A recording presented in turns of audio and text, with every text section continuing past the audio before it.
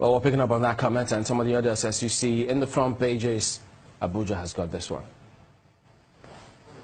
Well, thank you, Chamberlain. Joining us right now is Zachary Gundu, who is a professor of archaeology at the Ahmadu Bello University. You're welcome to Sunrise Daily. Thank you so much. Good morning. Good morning. If there's anything we can all agree on, I mean, there's a common thread running through all of the discourse that we have heard so far. It is that these killings are senseless and that government has done very little or nothing to stop them. Or maybe what it is doing, we're yet to see, because the killings and the divisions are still running riot, and it doesn't seem like it's going to come to an end. Try to help us make sense of what your reading of all that has been happening is. Well, in a way, if you are the victim, the killings are senseless. But if you are the one doing the killing, it makes sense. A lot of Nigerians don't appreciate our history.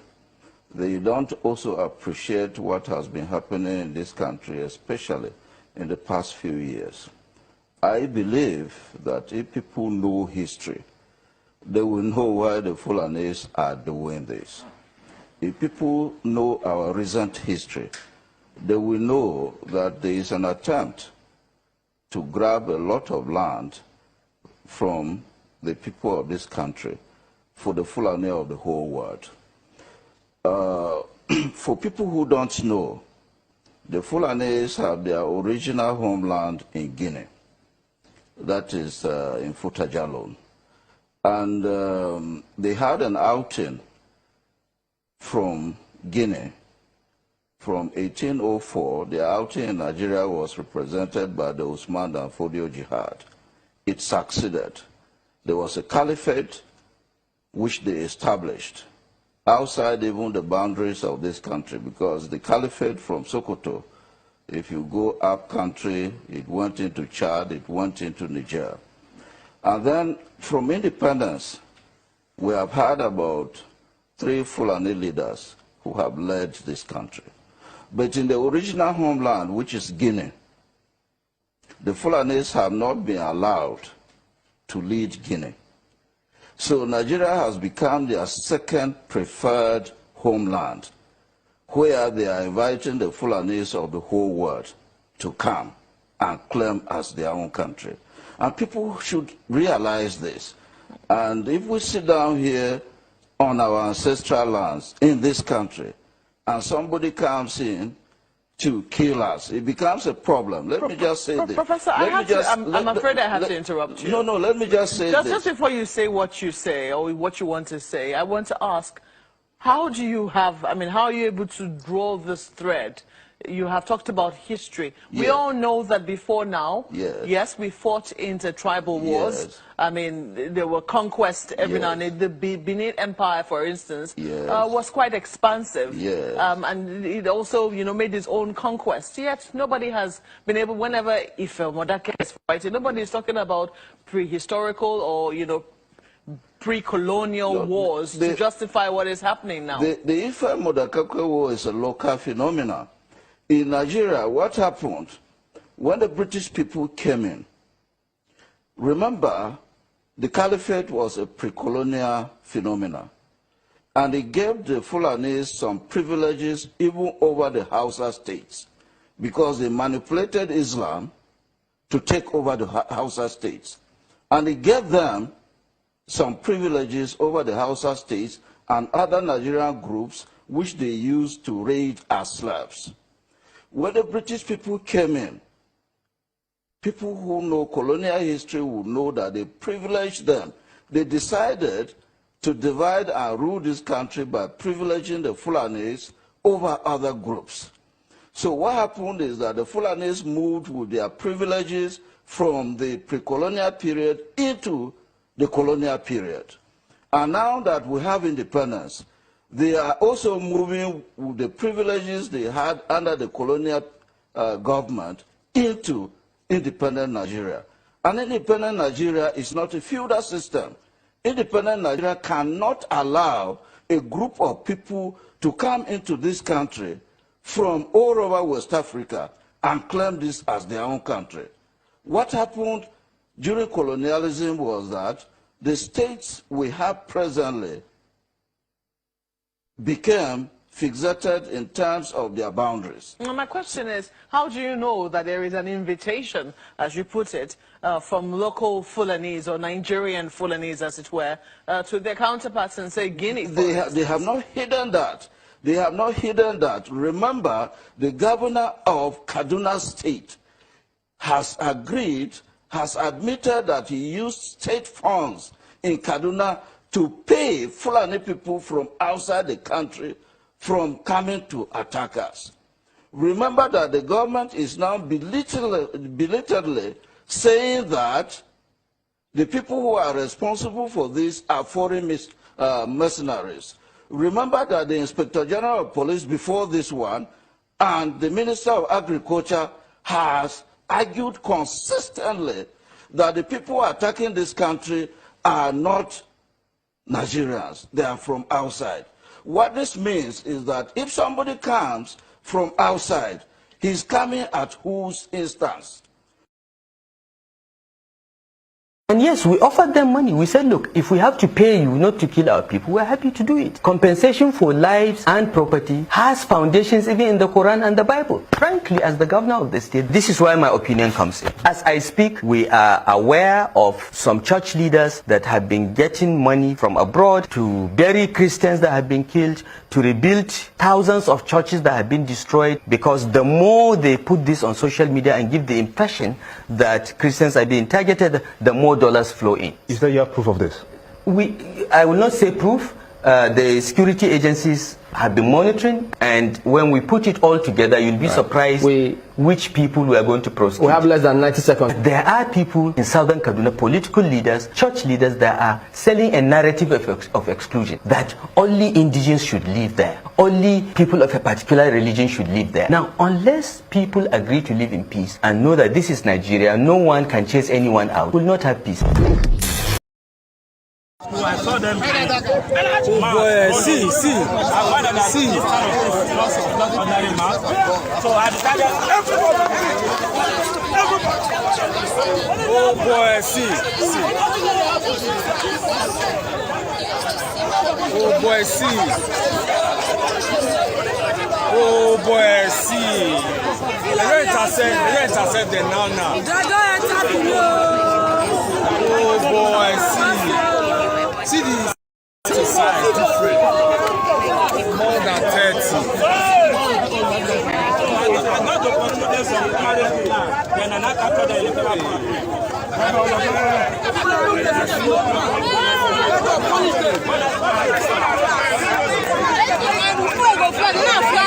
Look at what I am seeing now.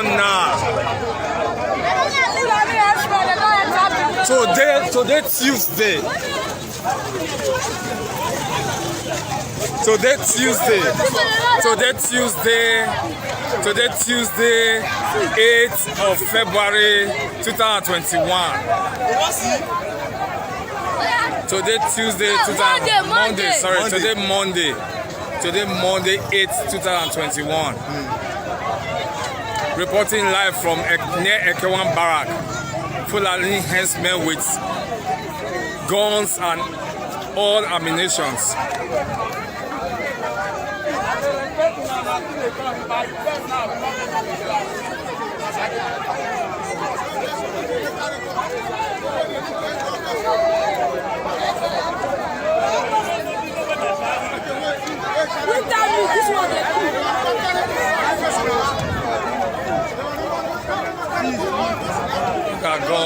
Look at guns.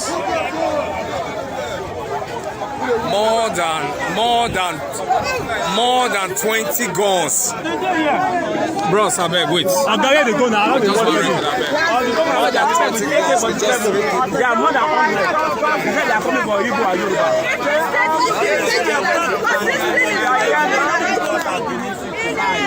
Look at them.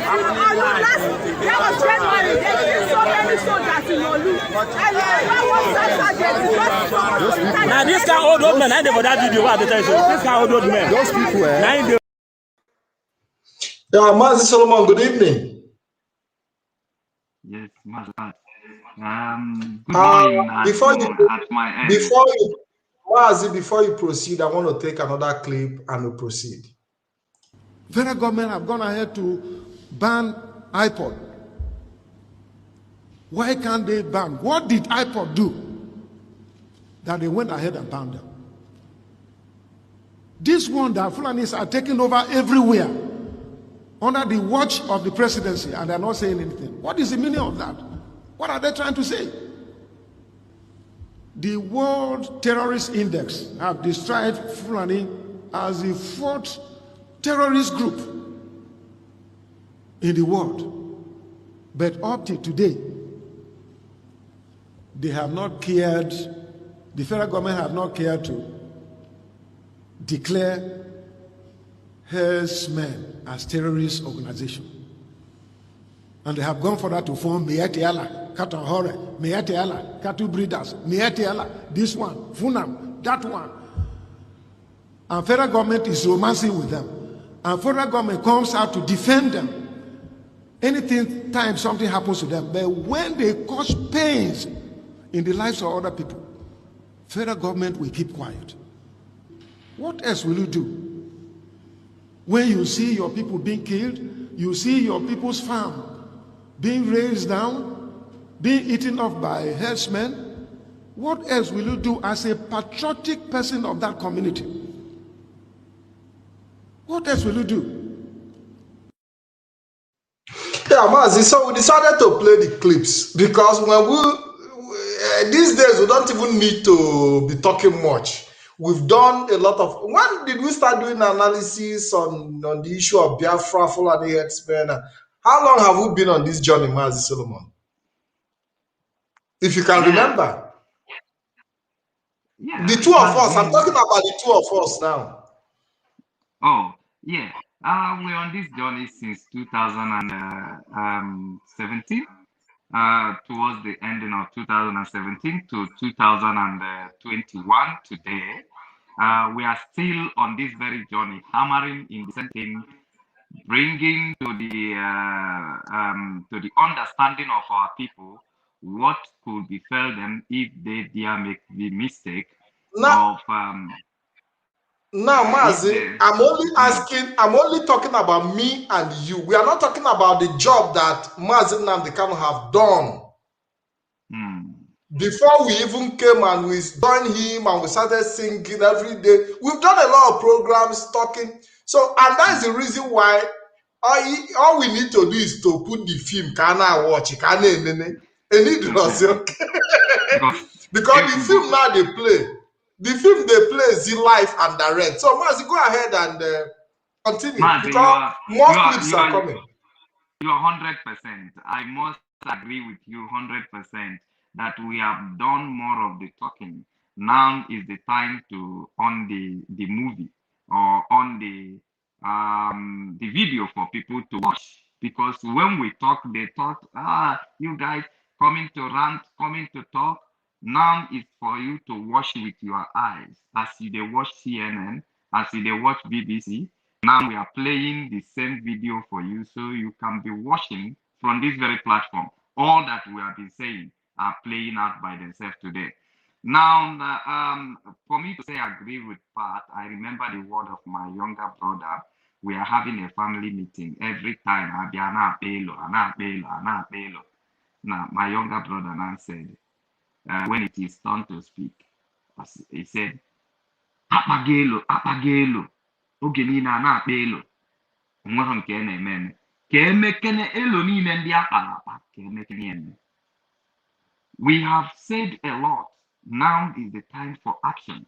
We are just showing you this because awụpụta nwata akpị egosie ya. Now we have talked over the time. We join Mazi Nnamdi Kanu on all the Biafran broadcasters all over the world to be saying the same thing, warning people, educating people, telling them the dangers that Fulani poses in their life. But they are thinking like we are just saying it because of some people say it is hate speech. Today is no more hate speech. We are playing the video for you, and the more is coming. Now I have to start this program formally as routine is that every time I come here, I must greet my people, my loving people. The reason why we have to be coming here, the people that are the love for them is the reason why we are coming to say what we are saying and coming to do what we are doing. They are the Biafrans. All hail Biafrans. All hail Biafrans. I greet Biafrans all over the world, and I greet our viewers at this very moment. And I also greet the lovers of Mazen Nnamdi Kanu and the haters of Mazen Nnamdi Kanu, the lovers of freedom. I greet all of you. And all our fans who are coming here every time we run this program, we greet all of you. Well, we know everyone is here. We are here to reason together. The line to call is open. You are free to contribute into this very program. And I want you to understand one thing I do. Every time I bumped into a Biafran program, I always stay there to watch and stand by because we are all soldiers. So if somebody who is running the program, there is something that that person is trying to narrate and it was not clear to the audience, I will call in immediately and do clarification or do contribution. That is what most of us should be doing. I don't know why some of us, when you see Biafran program running, you will see we are all on this, we are all in this together. You can be a standby. You can be watching the program. You can watch the clips. You will get some vital points to make. You stop me. You can call in and oh, I will hold on, or Patrick will hold on. You will make your contribution. As long as your contribution can save life, as long as your contribution can motivate someone into action to stop this evil that is happening everywhere. So it's very important when you are following. Don't just follow because you want to listen. Follow because you want to stand by. That something, a message that was not given to me can be given to you. An inspiration that was not given to me, it can be given to you. And then call in with your phone. Don't just be a person who is like you are watching Netflix or you are watching Nollywood movie. Be inspired. That message you receive, call in and give out that message. So give out that message, give out that lecture. As long as it's going to save a community, as long as it's going to save a family, as long as it's going to save an individual, that is why we are here. So please, we welcome all of you, and we welcome your contribution, and we welcome your comment as we proceed in this very program at this moment. Thank you very much, Master Patch, for making me part of this program. And start for the clip which you play early. Thank you, Master. Thank you, Mazi. Thank you, Mazi Solomon. Thank you very much for. You've seen the clip that I played. I played about 3 clips. The first one was the professor that was giving history that was denied our people, how Osmond and Fodio came and dominated, and how the Fulanis are grabbing land, inviting the whole Fulani all over West Africa. And we've seen Fulanis that were arrested today in Benin, somewhere close to the barracks. What are they doing around the barracks? And we've also seen the clips that are played, and more clips are coming. We're also seeing El Rufai talking about how he settled his people from other African countries. So, Mazi, go ahead while Biafran's listening. And by the way, the number is on the screen. If you want to make your contribution, you can call in through WhatsApp only. Mazi, go ahead. Thank you, Mazi Pat. We will keep. This is the season in which we are in now. These are the season because people are taking Fulanis for granted. But for me, no. No. Fulani, you should not take them for granted. You should not. Because they are poisonous. They are dangerous. The world watched them finish. And they put them number 4. The most dangerous, the most dangerous terrorists the most dangerous terrorists. Number 4, the most dangerous terrorists in the world. That statement is not for joke. That statement is not for joke. That is why we play the first clip. So you will know where these people are coming from. They are the group of people that was given sword, to use sword to establish kingdom, and to use sword to conquer people. They are the group of people who believe in sword, in totality of sword. That is why their part of Islam is the violent. The violent part of Islam is what they are choosing. They don't know anything about the peaceful side of Islam. They only adopted every aspect of the violence that Islam contains. How to take people's lives, how to take people's land, how to take kingdoms, how to decimate people's land, how to rape people, how to kill, how to destroy in order to gain power, in order to gain authority, in order to gain ownership. That is why the first clip, the man was narrating from the foundation. Why did they decide not to have political positions or not have rule Mali from where they are coming from where they come to Nigeria? Why? It's because the people there understand the intent of Fulanis, that all that Fulani need to destroy your nation, all that Fulani need to destroy your community is power. Once they grab power, you are done. Look at what most of them, look at what they did to the Congo Republic. Look at what Fulani has done everywhere, even in Ghana. Ghana use what is happening here what is happening in Nigeria today as happening in Ghana. They use iron hand to follow them. They use iron hand.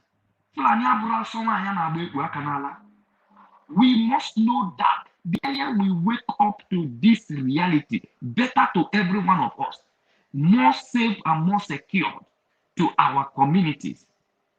Now, this is the history of the Fulanis. But there is something El-Rufai said in the clip we played that you need to pay attention. And we are going to repeat that clip again. He says that the people who own the land are selling the narrative that they are not ready to share the land with other people. Why should they share the land with people who are not the co-owners of the land?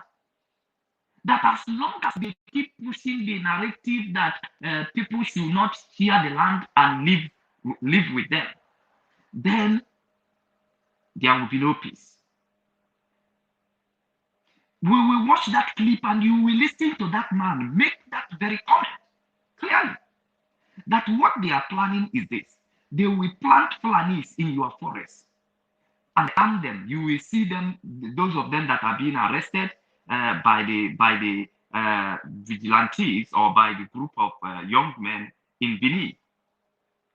You see the arm they are armed with. These are the people you are condoling. These are the people you said ESN should leave them. You should leave them. They are co-Nigerian. These are them. You see how armed they are. Where is those ammunition going to? Into the body of the people of your community. They're going to fire it into the body of the people in your community.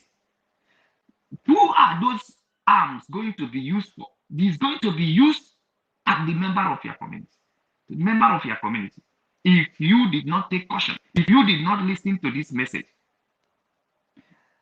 Now, they want to distribute Fulanis, give them settlement in your bushes, where your eyes is not reaching, where you don't go frequently. So from those bushes, they will come out, they will eat your farm, they will rape your women, they will do everything, defy the land, and they settle there.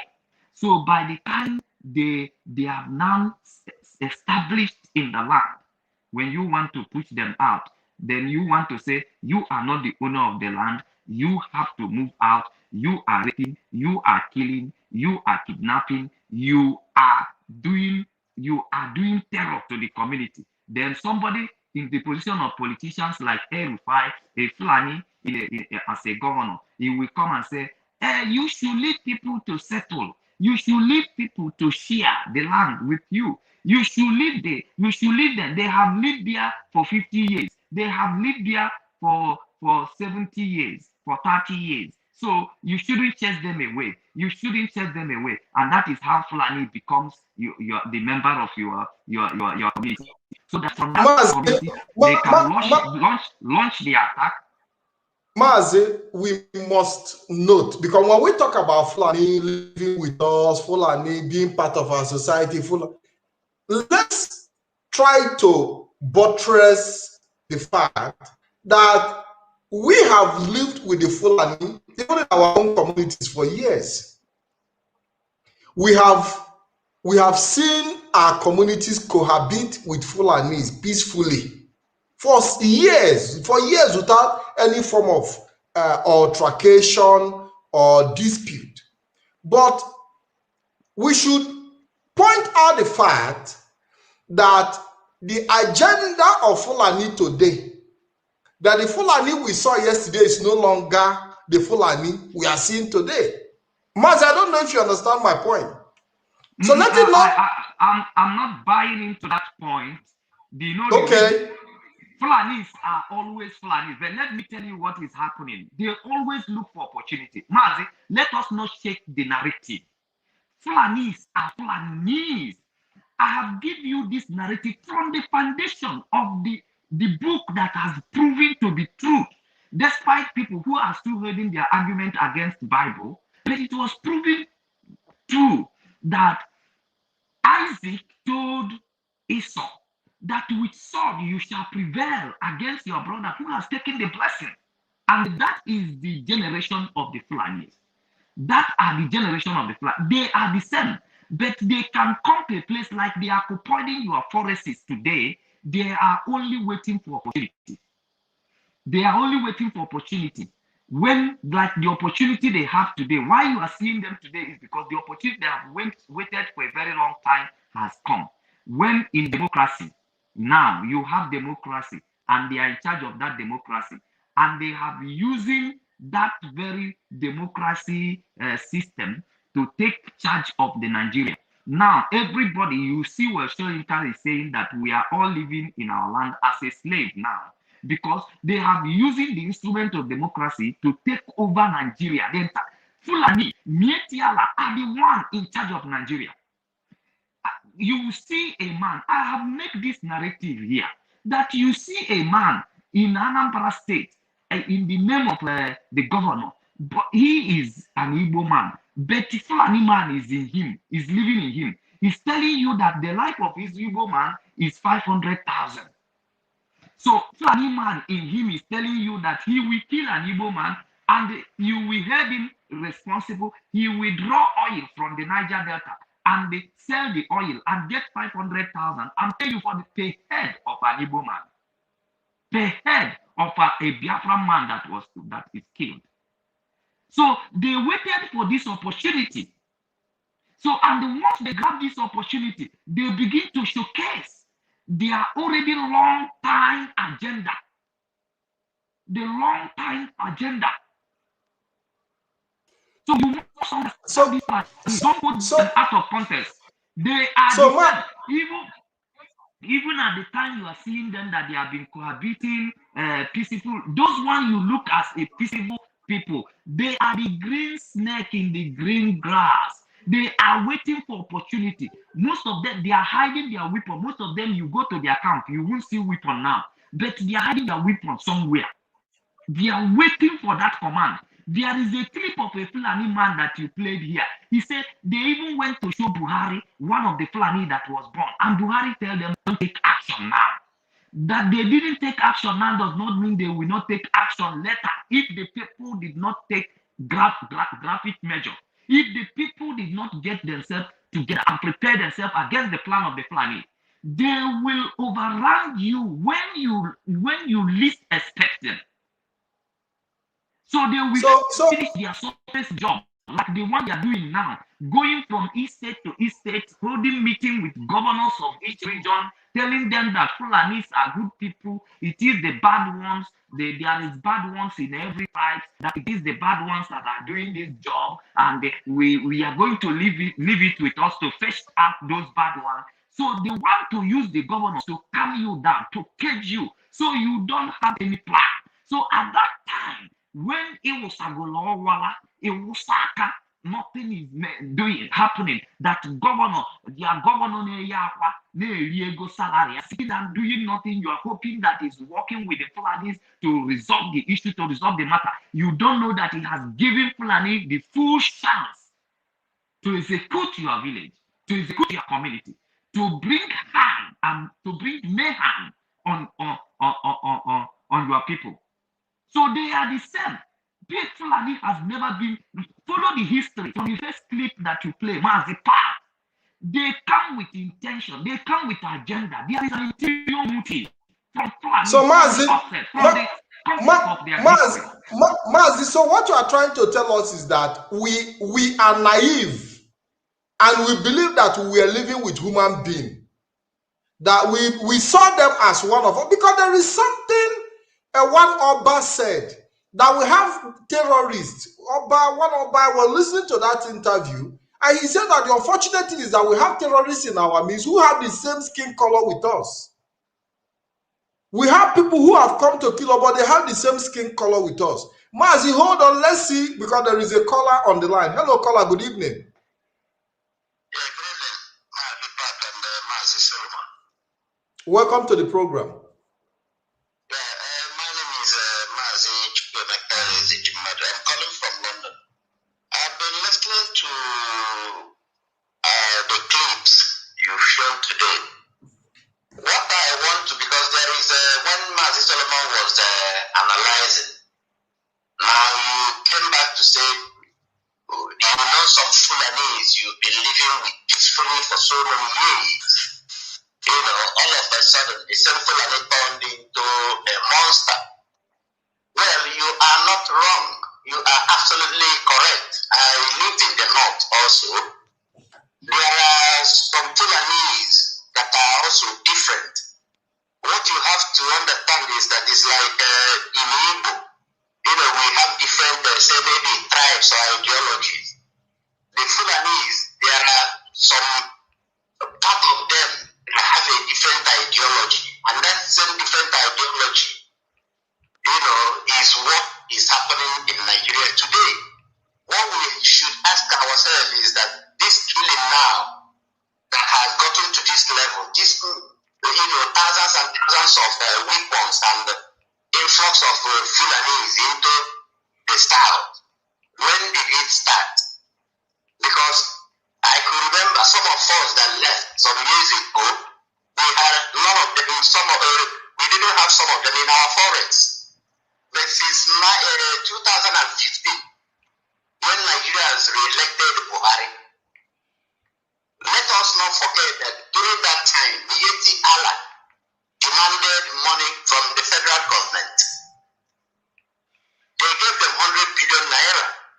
From that 100 billion naira, before you know it, people like A-Rufai, some of these northern leaders, you hear them say they have a project to bring in all the Fulanis in the whole of Africa, you know, into Nigeria, to settle them, to give them a colony, to give them a place for them to reside in Nigeria. Now, people like A-Rufai, everybody knows that from his own mouth, even the clip he showed this night, he admitted having gone to Niger to go and pay some of them to come into Nigeria. Now, you remember during the ENSAS, they told you they closed the southern borders and left the northern borders open. We saw clips all over the whole place. Dangote trailer carrying them, flooding them into the south. Now they established themselves for one particular purpose. Jihad. That's the only purpose. All these weapons you see they are carrying here and there is for jihad. And who are the people who is sending them? They will tell you presidency, But who is presidency? Mind you, the Buhari that you people know, he is the patron of all these Fulani herdsmen that is killing today. The same Buhari, when he was alive, gave the leader of Mietiala, was his name, Chitima Yerima, 100 billion naira. For what? So they used all these things to create this terrorism that is going on in Nigeria now. And this terrorism, their one agenda is what? To conquer our people, kill our people, take our land, and Islamize Nigeria.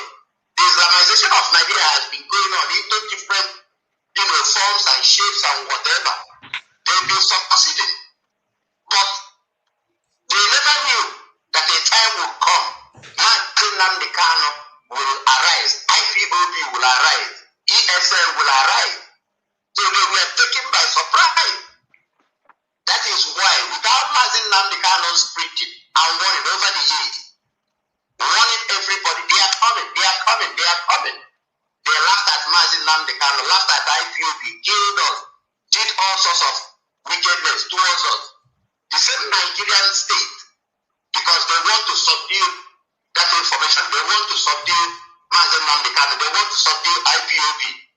Because Nnamdi Kanu was giving accurate information about what they are about to do for years.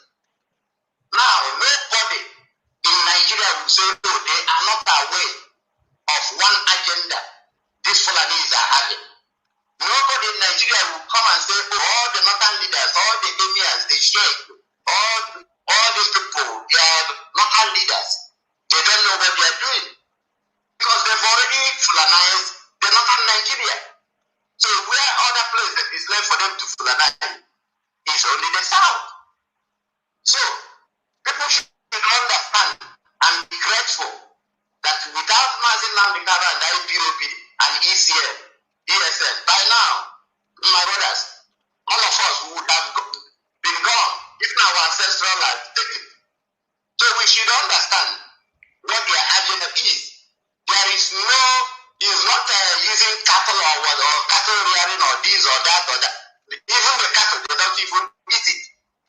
Even all this tomato they are bringing and all the food stuff they are bringing to the south. So our people should be careful. This jihad already, it has already started. It's already there. So let's tell ourselves the truth. Because without yes. Can I ask the caller? So, and the only solution now is to hello, Mazi Solomon want to ask you. Mazi Solomon want to ask you a question. Yes. Okay. My question is this: if you have lived in the north and you believe that there is Fulani who have different ideology and who are peaceful than the others, at what point did they become violent? Those ones that you credit to be peaceful all the while, cohabitating with the communities and their neighbors.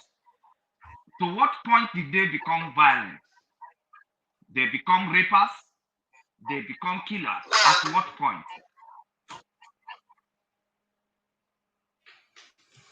The violent element, like I said, you are absolutely correct. The violent element is in the blood of the Fulani, all of them. But there is a set of them also that doesn't take to violence. You understand? But the violence is in the DNA of every Fulani.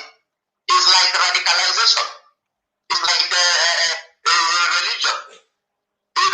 So that violence is in the DNA of every Fulani. It's in their DNA. But what is going on in Nigeria now is for a particular plan, reason. Because there is no place, even in Guinea, where they were kicked out, there is no place in the whole of Africa that any Fulani is leading any country in Africa. There is none. So because they have hijacked power in Nigeria, over the years,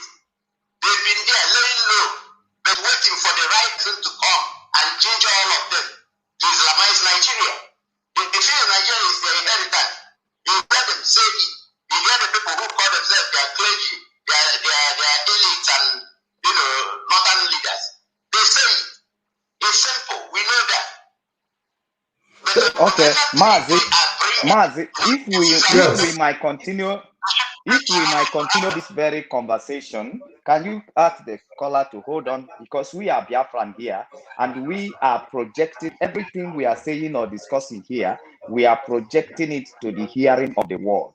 Okay, now we are making our appeal to the world.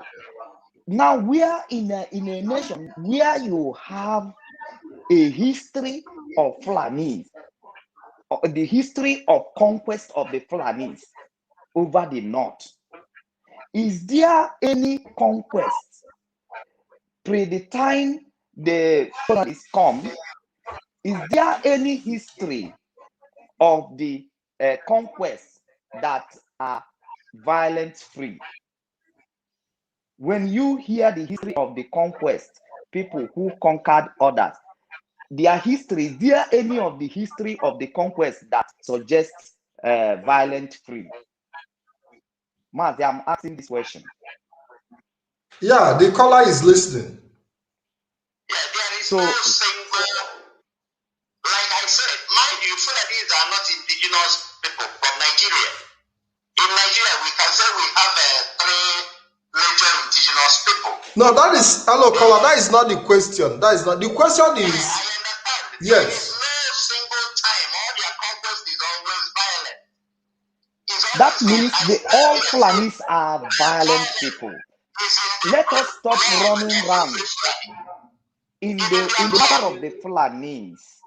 Mazi, in the matter of Fulanis, it is the history of conquest. The history of Fulani is the history of conquest. They conquer you and they occupied your land.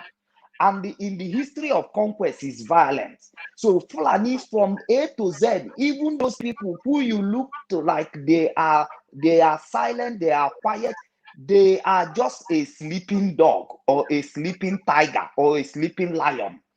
They are waiting for time to be attached. There is violence in their blood. And Mazi, maybe possibly they can also take their time to study the people they want to conquer, to be able to understand how to go about the business of the conquest. Because it's possible that one can come and spend 10 years with you, 20 years with you, studying your characteristics, to be able to understand how to penetrate. I don't know if it makes sense, Mazi Solomon. That is exactly, and that is what I want my beloved brother that called, that has made a wonderful contribution to this very program, to understand that there is nothing you can do to exonerate any single person of the Fulanis.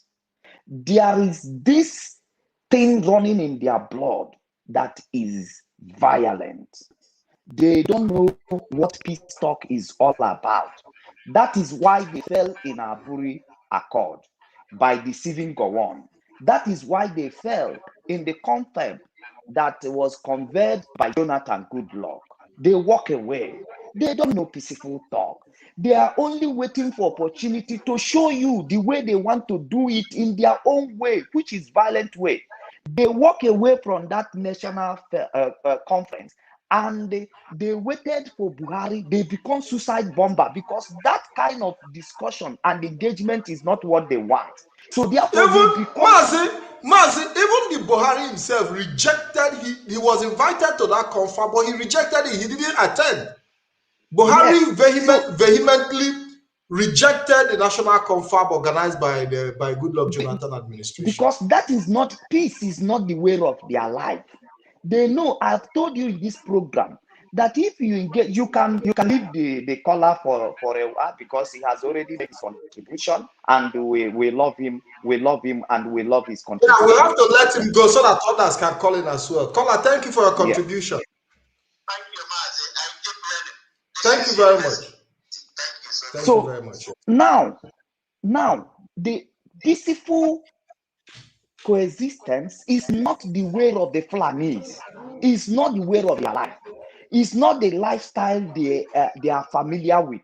So that is why in all these attempts to bring Nigeria together, to discuss on how we can move forward as a nation, they don't want to do things peaceful that way. peaceful way. That is why Schumann Zogu that went to kill, that was the one who headed the coup of 1966. He went in, he was trained by Satueno of Sokoto. He knows that the Fulani does not know anything.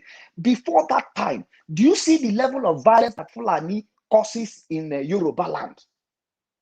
In Yoruba land, do you know the high number of people they kill in Yoruba land by rigging election and by the mayhem they caused in Yoruba land before the coup, before that coup come? And the Shumans also having grown with Fulani, knowing quite well that the Fulani man has no peace, not that the peaceful coexistence is not in their nation, is not in their nation. So he went in there by himself and he told his soldiers, if he did not come out, let them bomb the place. He laid down his life to went into there because he knows that there is nothing about peace about Fulanis. There is nothing about peace. I am not justifying the action of those Nigerian soldiers as they claim that it is the Igbo. So in never Igbo soldiers, they are Nigerian soldiers. Okay, I am not justifying the action because I'm not a soldier, and I have never been trained as a soldier, so I don't know how they carry their own action. But I just wanted to draw a slight point from there. If you have lived with Fulani, you will know that they are naturally wicked. They are naturally wicked. They have only singular life to live, and that is the life of conquest. Either they use takia. We have already discussed takia system here several times. Takia is the way of deception, like the way they conquer Hausa people, and they get the majority of Hausa people on their side to be able to destroy their kingdoms and their rulers, because they told them that your rulers are corrupt. That is takia. They use one pleasant word to deceive the people. Like some of you are buying the idea that there is Fulani who are peaceful. That is the way of takia, because they are going to capitalize on it, and they begin to project you that you see, as they have started having meeting with the bandits, that these are the bad egg in the Fulanis, that Fulani, and somebody like you, like Pat now, that have just started topic, we say, hey, there is Fulani you know before that are peaceful, and that narrative will be sold out, and they will use it, they will lay hands on it, and then use it as a takia, a way of deception. So you must understand these people and call them the name they are. Mazi, they have been able to prescribe them because they don't want you. Yes, I'll be playing a Takia video for you by the Jigawa state governor. But meanwhile, there is a caller. Sorry to cut you short, but it's important we take this caller so that we'll be able to receive more calls. Hello, caller. Welcome to the program. Good evening. Hello, good evening. Mazi, hello, can you hear me? Go ahead. Thank you for even holding on for this for a long time. Thank you for your patience. Go ahead. We are listening. Yeah, I appreciate very well. I thank you guys for your good job and everything. Like, I appreciate you guys a lot. You understand? But my main concern for calling you this evening, I'm calling from Canada. You understand? My main concern is the problem we have in our own land. The main problem is the saboteurs. Like, I need to check if Fulani declare this war for us. I need to declare for them. I'm IPOB registered in Canada, you understand? But the more we wait, is more the damage are escalating. I don't think it makes sense. More we are waiting, more can this problem let us escalate. Everybody knows Nigeria, man, the problem. They know where everything is coming from. Our governors, our major problem right now. All the governors known as Southeast for our major problem. I need to declare these people. I need to see wait. Like, it's getting too much. We don't need to wait anymore. this European Union and all these people, they don't care about us. They want all these things to be happening. Is their own game plan. It's their game plan.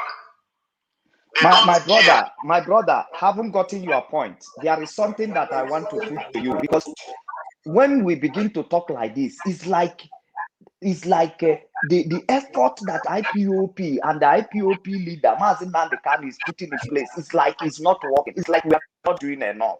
But my brother, Itodiken and Komel Omozo, don't you ever think that we have delayed for a long time? There is Mazi Nnamdi Kanu said, in every of our madness, there is sense on it. Do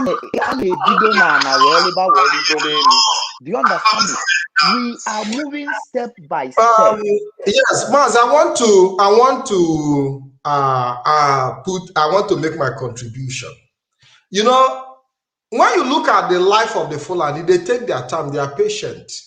They take their time, they do everything necessary, they do everything. Even if it has to take them 20 years to go to the destination, they wait. But the problem with our people is that we're always in a hurry. And we want everything to happen today and tomorrow. And Mazi Nnamdi Kanu have always said it, you know, this buying and selling mentality.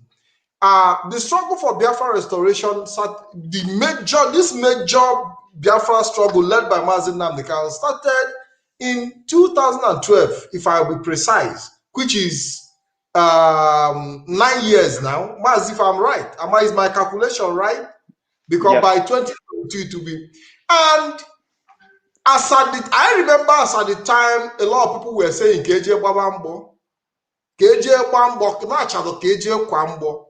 and this had been an issue where even some IPOB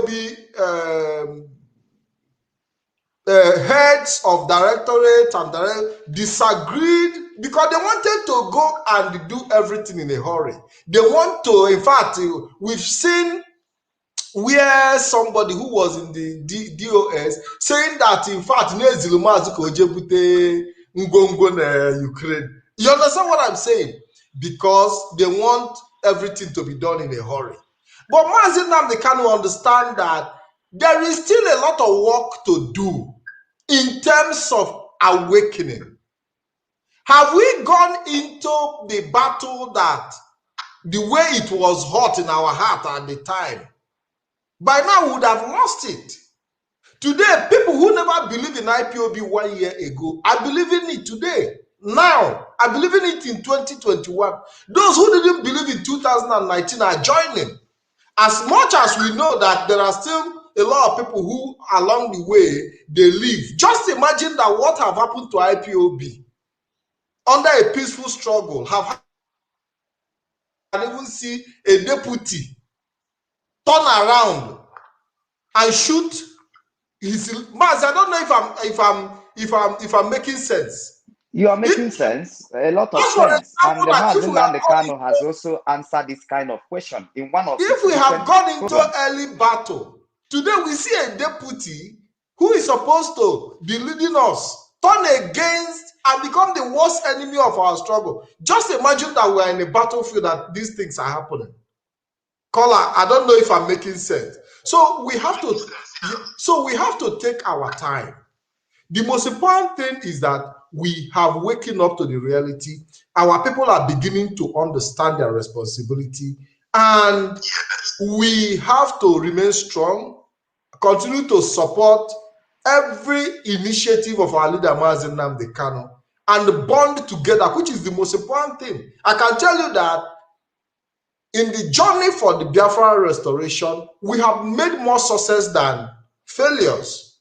And then if everybody can attest to that, we have made more success. We have had more people joining IPOB over the years than if we had maybe assembled ESN 3, 4, 5 years ago. We wouldn't have gotten the kind of support we get today.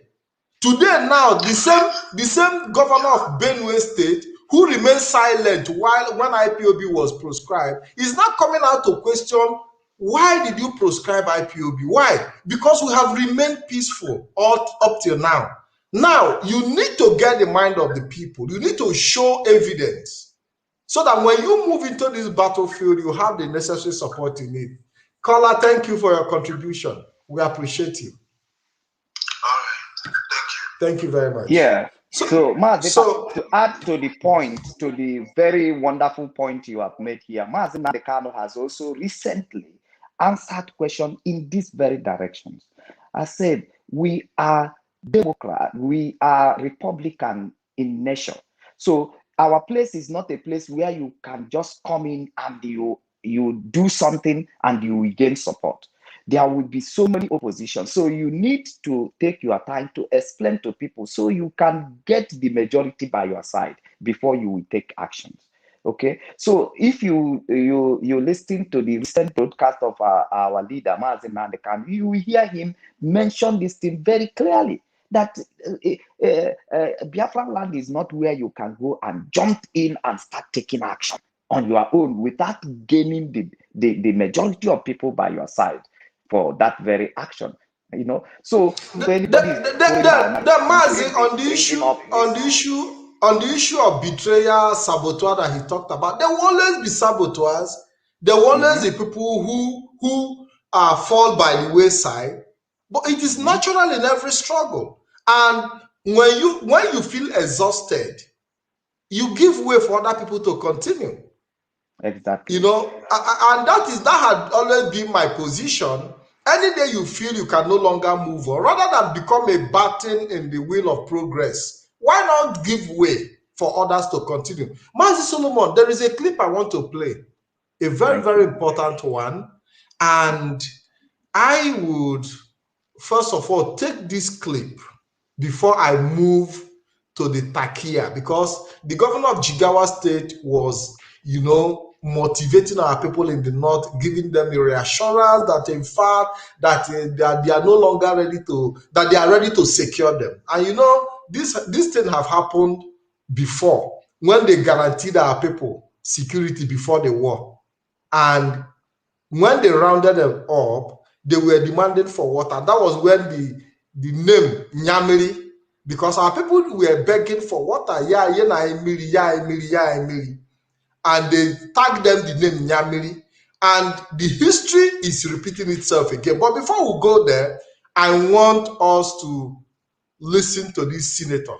And Mazi, yes. Hold on. I will add to that before you play the clip. Remember, Yes. There is one interview also that Ojukwu also said about the guilty that plays in his heart. That when our people has run away from the north, then these people, they started this peace negotiation as they are doing now. And Ojukwu ensured our people who has escaped death from the north, ensured them that there is now peace, they can go back. And when they went back, all of them didn't come back alive. And he said this guilty remains in him, that he encouraged our people to go back. Why they not use Takia against? So this issue of Takia has been on. We are coming to it. Play the clip, Mazi. I'm going to play the clip. Okay, let's take this clip, analyze it better. Then we go to the clip of the senator, which will be possibly the last clip for today. Let's take the clip where Jigawa governor was assuring our people of their safety in the north. Are you happy staying with us? So please send the message home that your people are very safe in the state of Jigawa and in the north. And tell those detractors, tell those politicians that want to cause my harm in this land, that they will not succeed, that there will be no reprisal, that we understand their game, and that will not allow anybody to be harmed, and we will not allow those few miscreants to create or ignite trouble in this land. He is the leader in the southeast that comes out to say we are not in support of those people trying to create war in this land, that are trying to molest Fulani, they are trying to molest Hausas in there. And he said we as leaders of the Southeast. We are not in support of these people, and we will fight those people that are fighting our people from the north.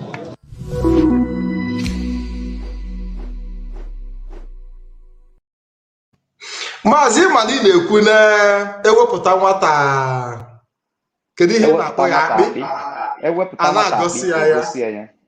So that is why I continue to play this. You know, if we have gotten this clip from an alternative source, they will say, "Oh, not fake," but this is China's television, and that is why we go to reliable when it comes to bringing the news, even if that their reportage is fake. But at least we can look at the China television logo and know that what you see here is real in terms of video clip. Now we see the governor of Jigawa State assuring our people, telling them that in fact that that they shouldn't worry themselves, that they are ready to accommodate them and give them peace of mind and all that. And the governor of Jigawa in this instance have not stood up to say why should Fulani herdsmen be killing people in the south, in Yoruba land, in Igbo land. Rather, he's even accusing people who are defending themselves of causing problem. Mazi, go ahead, please. Yes. Now we are still in the strategy of Takia. You need to know how this Takia is. Onye na-abịa izu mmadụ oshi na kia enwuche. When somebody is coming, you see all these guys that are doing all this Saba, what they calling it, all this 419 Yahoo, or whatever. It's actually, yeah. So you see, they will keep giving you a good impression. That is how Takia work. Giving people good impression.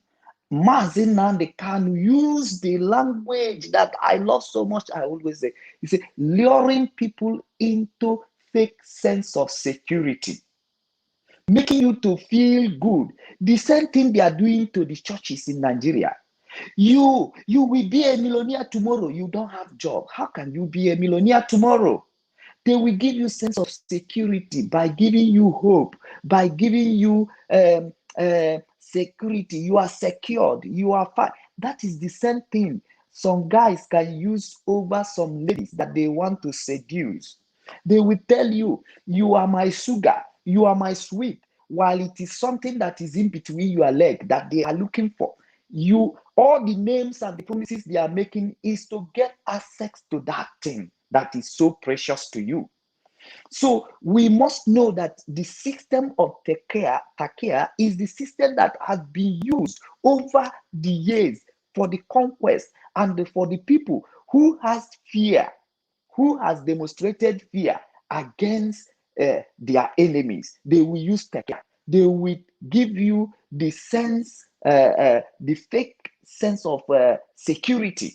They will lure you into the fake sense of security. Then you agree with them. I'm giving you example here. Read your Bible. History is repeating himself. Even if you don't love Bible, can you just choose that word that is being written there? That when God has given the children of Israel the city, the promised land, they came there.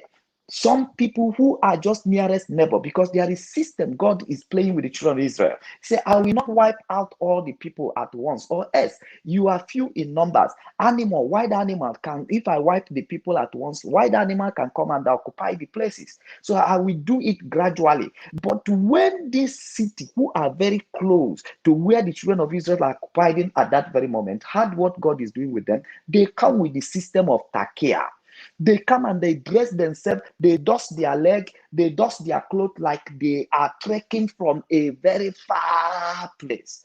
And they came as people who are coming from a very far place, using Takia to seduce the children of Israel, to lure the children of Israel into fake sense of security. They told the children of Israel that we come from afar. We have heard what God is doing with you people. So we want to lie up with you guys. So we have an agreement or we have an oath. So you don't destroy us and we will not come after you. And the children of Israel, looking at their appearance, at their body language spelled that these people, they are far. They are not even close to where God has promised to give them. They now make an agreement with those people without verifying, without checking the intent of these people's heart. And after they have made that agreement, then God now spoke to them through his prophet that these people you remain, they are very close. It's after that agreement they discover that these people are just close neighbor. And the God said, these people will remain tongue to your flesh because you refuse to read in between the intent of the people that you are speaking with. This is takia. Takia is just like presenting to you good while the evil is hiding behind the good, making you to feel relaxed, making you not to be able to articulate or think of anything that could make you feel like you are in the midst of danger. It happens with our leader, Dim Odumegwu Ejukwu. I draw that very statement. Mazipat, we don't have the clip, but next we are coming, we will bring that clip to you, how Takia work. They started like they are doing today, meeting the governor of the Yoruba, meeting the governor of the Igbos, meeting the governor of the South, meeting the governor of Middle Belt. We should all live together. It is not all Fulanis that are bad. Those bad ones, we are going to fish them out. We are going to chase them away because they want you to calm down. Because they know that you have already sensed danger and you are ready to prepare and get your mind ready to be able to defend yourself against the danger. So they want to, that sense that come in you, that makes you feel danger is what they want to remove from you, is what they want to separate from you so that you will feel all is well, so that they can have the peace. This is the techniques of war. This is the techniques of conquest, because you must play your game where you are sure 100% of winning, 100% of being on top of your game. So that is part of it. So now they will tell you everything is calm. We promise you, we will secure you, we will deal with those people who are actually, and they have started it. You see them, they are calling their bandits, and then we are making peace with the bandits. We are going to ask government to forgive them so that people can be saved, go about their business. They are only doing that to get you to the position of weakness, because this position where they found IPOP today and the ESN, it is the position of strength that I told you here that Jacob was blessed as a man, but there is one secret he don't know, that blessing can never, that you are blessed can never defend you against sword. If you want to defend yourself against sword, you must arm yourself. You must take the Mazi, hold on, please. There is somebody just dropped a comment. Somebody dropped a comment here. And I want to play this clip. We have played this clip before. But I want to take you by surprise with this clip so that you see how Takia works. It happened here. And I want our people to take a very close look at, in details, what happened here. How Matthias was deceived. Matthias Khan. Matthias who? Khan.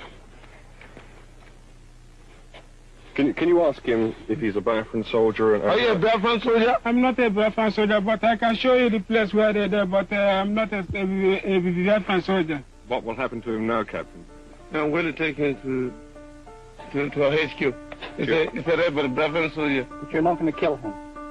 No, we don't kill him now. You're going to interrogate him, are you? Yes, yes.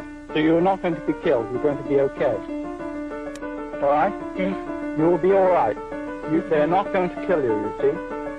They're going to just take you prisoner, and then they will feed you. Is that right, Captain? You'll give them food? I give everything. Huh? Fine. Doesn't it? What are you waiting here for? You don't know what we have to do us. Give me the rope. Are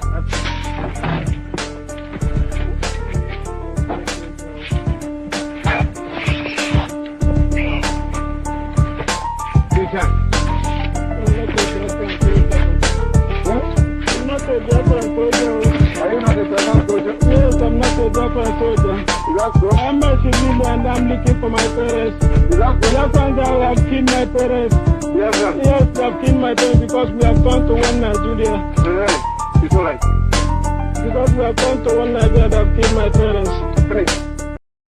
Mazi, I have to remove this clip because the last time I played this clip, Facebook blocked the page where, you know, because of the level of violence. Matia, after assuring him that his life is safe, don't worry, we are going to take you hostage, we are going to give you food, we are going to interrogate you, we are going to take care of you.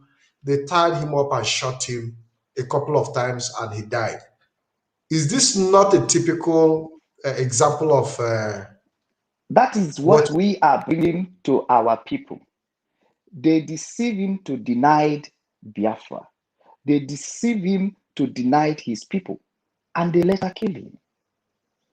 Now, whatever they are saying that time to Matthias as to lure Matthias into the fake sense of security at that very moment does not replace their intention of killing him. That is what we are bringing up to our people. No matter how far they try to make you feel relaxed, feel calm, does not replace their intention of killing you at the end of the day. The moment our people understand this, then the game of the Fulanis is over. Because this is the only means. Now, the two means they have to conquer a place. One now is already, the people has bust one, and that is being armed against the people, killing the people, raping the people, destroying their farm, so that they will bring them to the position of helplessness and then overrun them.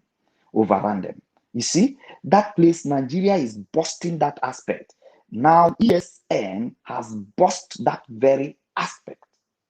ESN has bust that very aspect. But the only aspect that is left now, which our people does not have a sense of it, is that aspect of takia, using takia.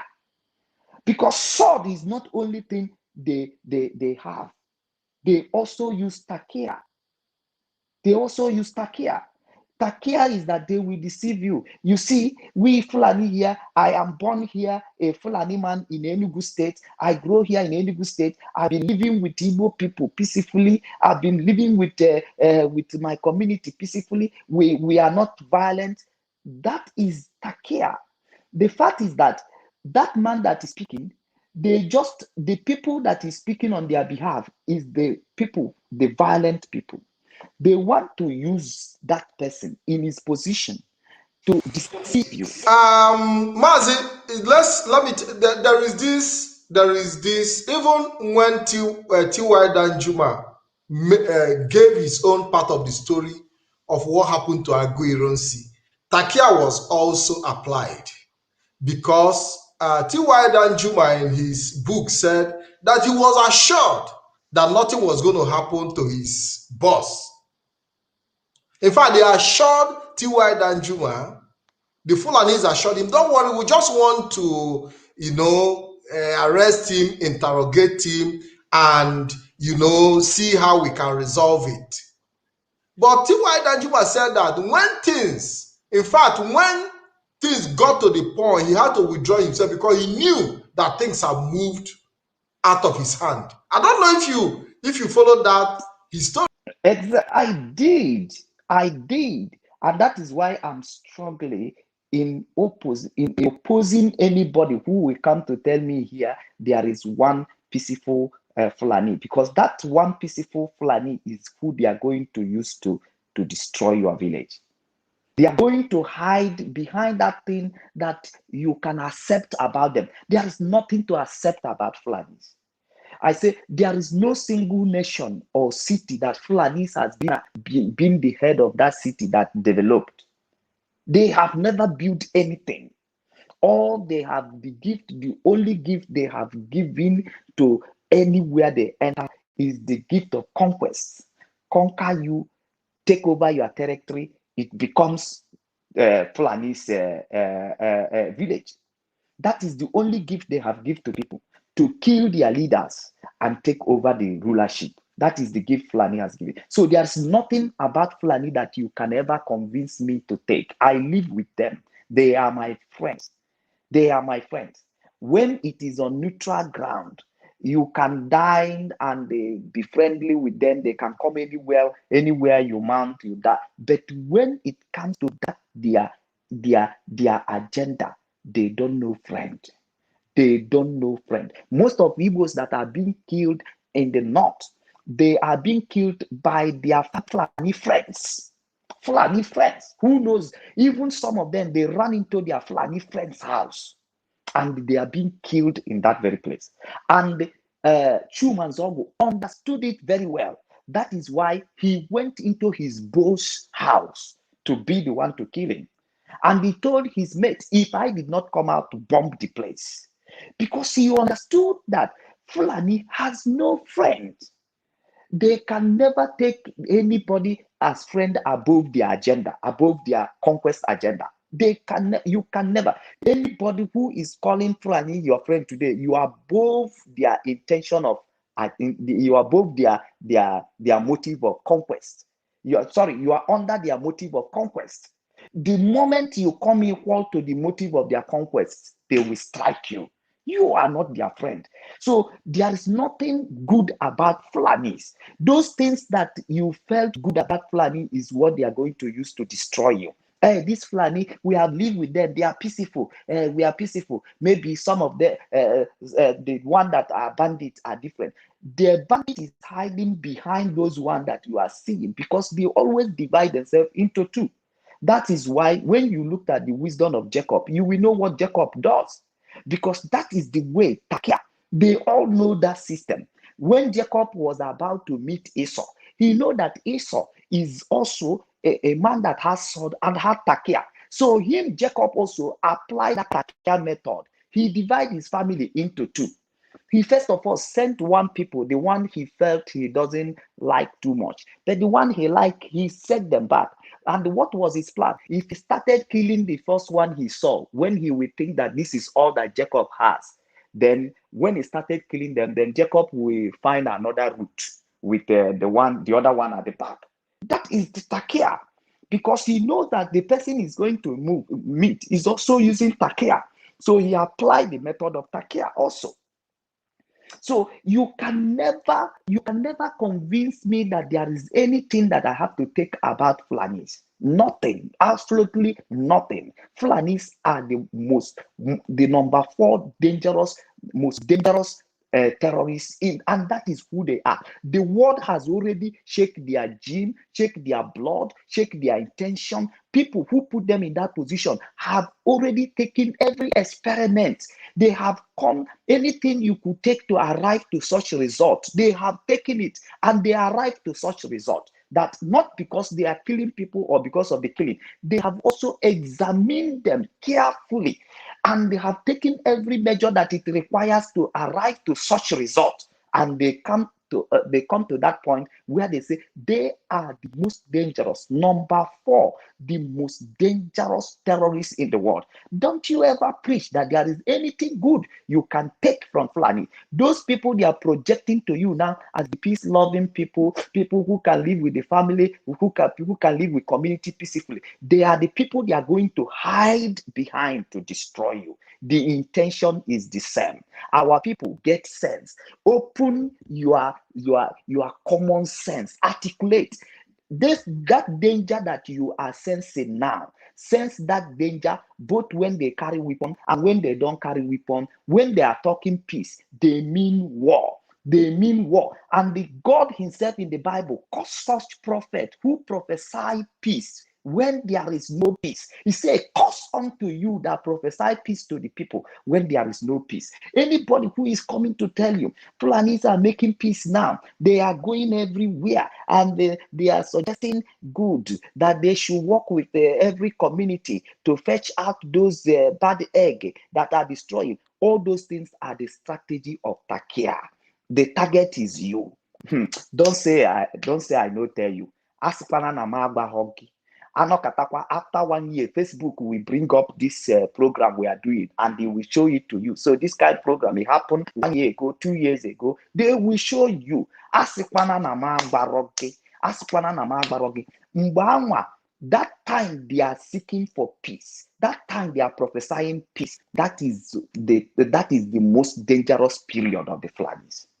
That is, Ojukwu said it. He said, they told us there is peace, everything is normal, and he begged our people that return from north, say, you cannot go back, everything.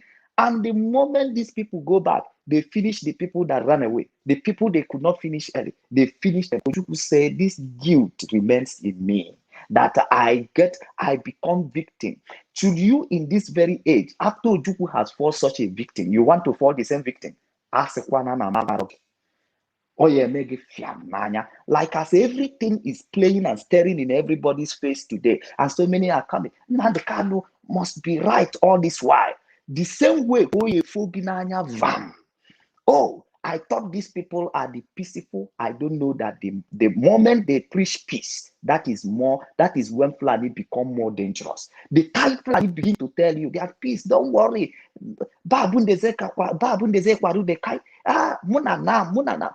Don't. By that time, they started preaching to you, promising you peace. Now, somebody is chopping the knife. The cutlass that will go through your neck is being chopped somewhere.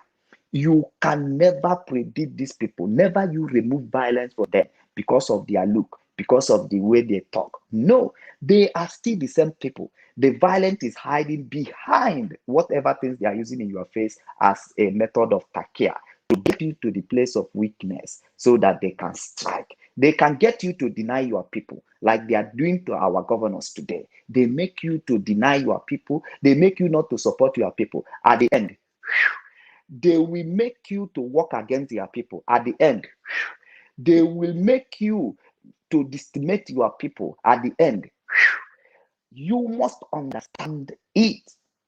And if you don't get it, you will keep making the mistake that even Ojukwu made, that he said he has the duty of it in his heart.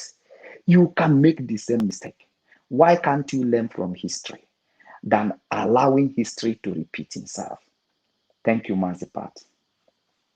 Thank you, Mazi Solomon. In fact, it's been a wonderful evening. And I believe that our people have waking up to the reality, because what is coming out from you today is not something you can find in history book. It's not something you can find in any program. And that is why we are always here trying to,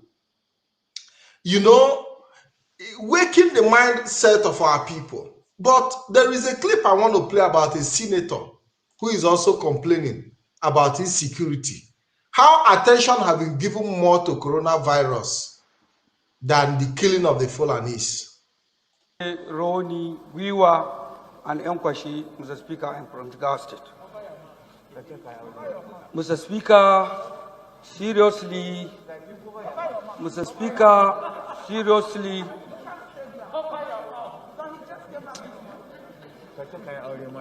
Mr. Speaker, my highly respected colleagues, this is not the issue of judging. Don't joke.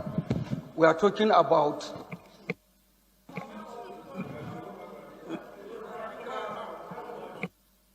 the members around you are insisting that you wear your mask. And then raise your voice. Mr. Speaker, people are talking about coronavirus. How many people coronavirus kill in Nigeria? You are talking about coronavirus. We are talking about bandits. In only a single day, they kill the people that pass. All the people die with corona in Nigeria. People, they consider this corona as something.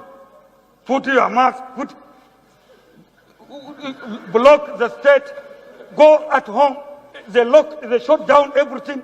We're not supposed to shut down, we're supposed to shut down this country for banditry, not corona. Mr. Speaker, the black people are very strong. I don't believe with any corona. No corona will touch me.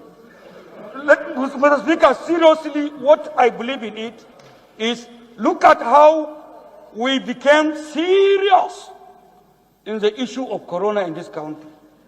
Why won't the government be serious in the issue of this killing as they treated corona? Mr. Speaker, seriously, what is going?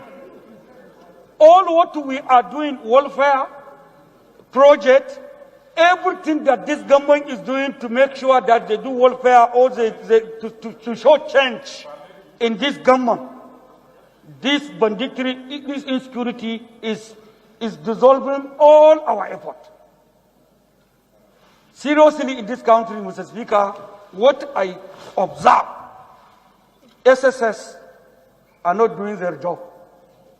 Because if bandits are coming from the forest to come inside the town, SSS is supposed to detect them and inform the military and police.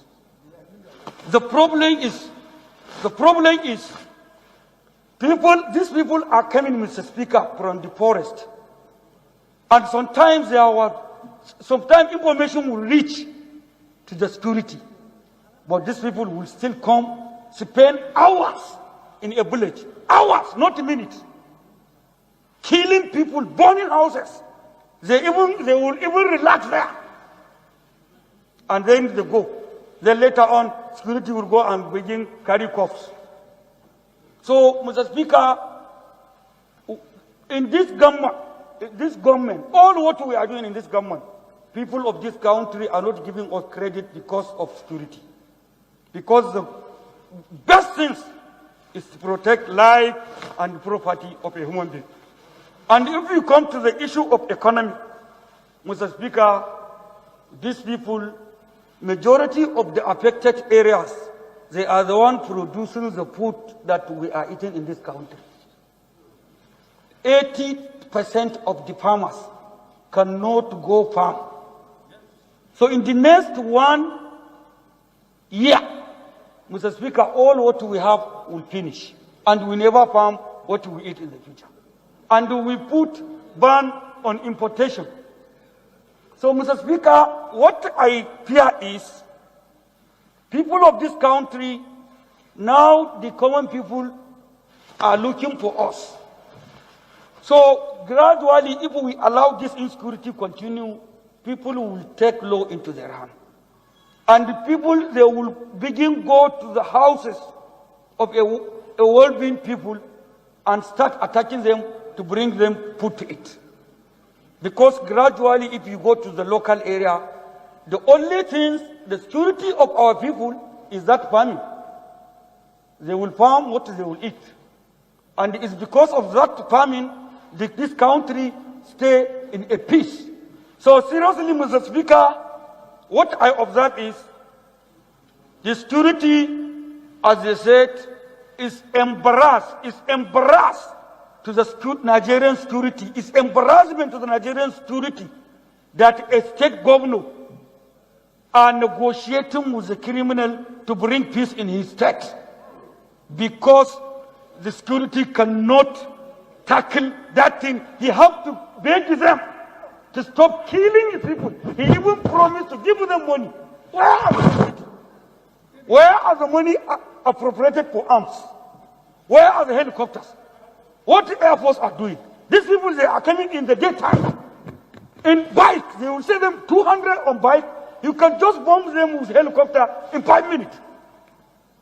Where are the intelligent? So seriously, Mr. Speaker, it's embarrassing to negotiate with the criminal is an embarrassment to our security in this country.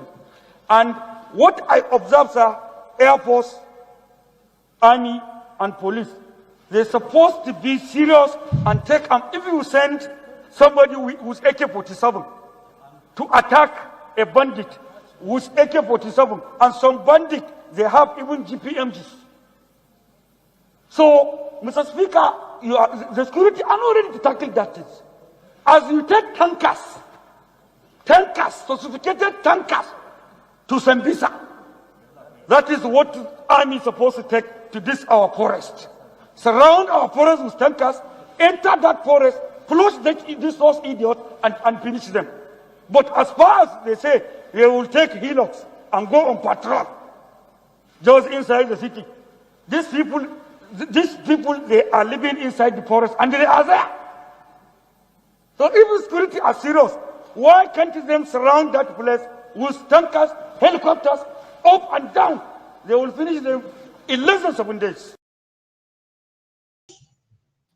Yeah, Mazi Solomon. Pardon him for the bad English, but he has made his point. No. His English is as good as anything. Do you know why, Mazi? What is important in his English is his point. Not as smooth as the English might look, but the point he's trying to draw out. But I want to tell you, this is also how Takia practice. Sometimes they will come up with something that looks serious.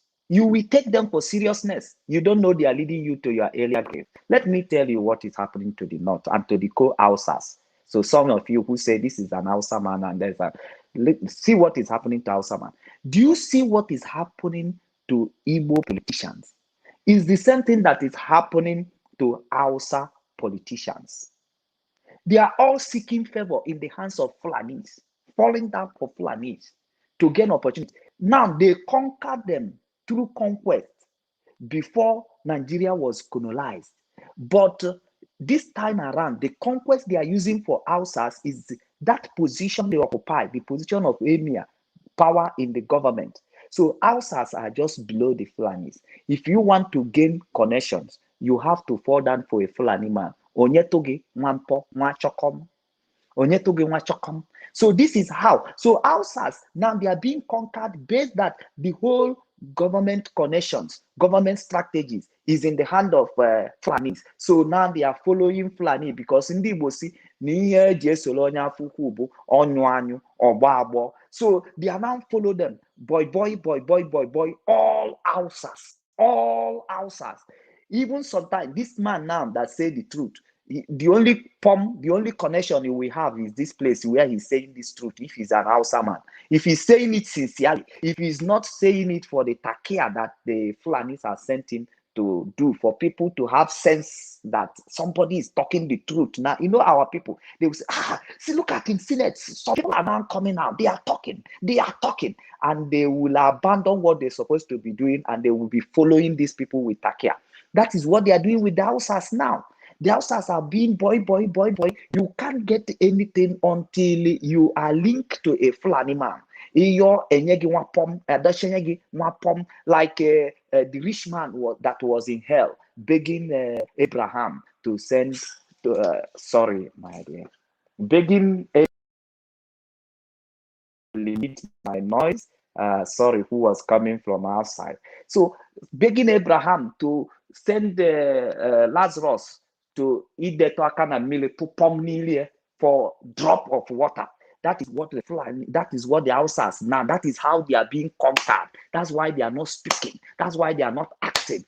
That the only thing that will liberate them is what they are believing today. What we are doing today is the only thing that will liberate them. Because so many of them, some of them that my friend are calling me, that Igbos and Yoruba should not live north. That if Fulanis rises up tomorrow, that they Hausas are going to join the population of Igbos and the Fulanis in the north to face them. We are not saying this kind of thing because Fulani, anything you say, they will go and plan against it. So now, my brethren, you must understand what is playing out here. The man might be saying the truth. It might look so touching. It might look so like, how wonderful and how some man saying this thing, but that is the takia. He wants to lure you into the fake sense of security. But it's not the first time we are seeing people coming out in the House of Assembly, in the Senate, to talk about the issue of security. to talk about the issue of security, how they should do. But there is a point I took. There is a point I took from what he said, which is very, very important. And that is why I'm going to play this clip. I'm not going to talk about that point.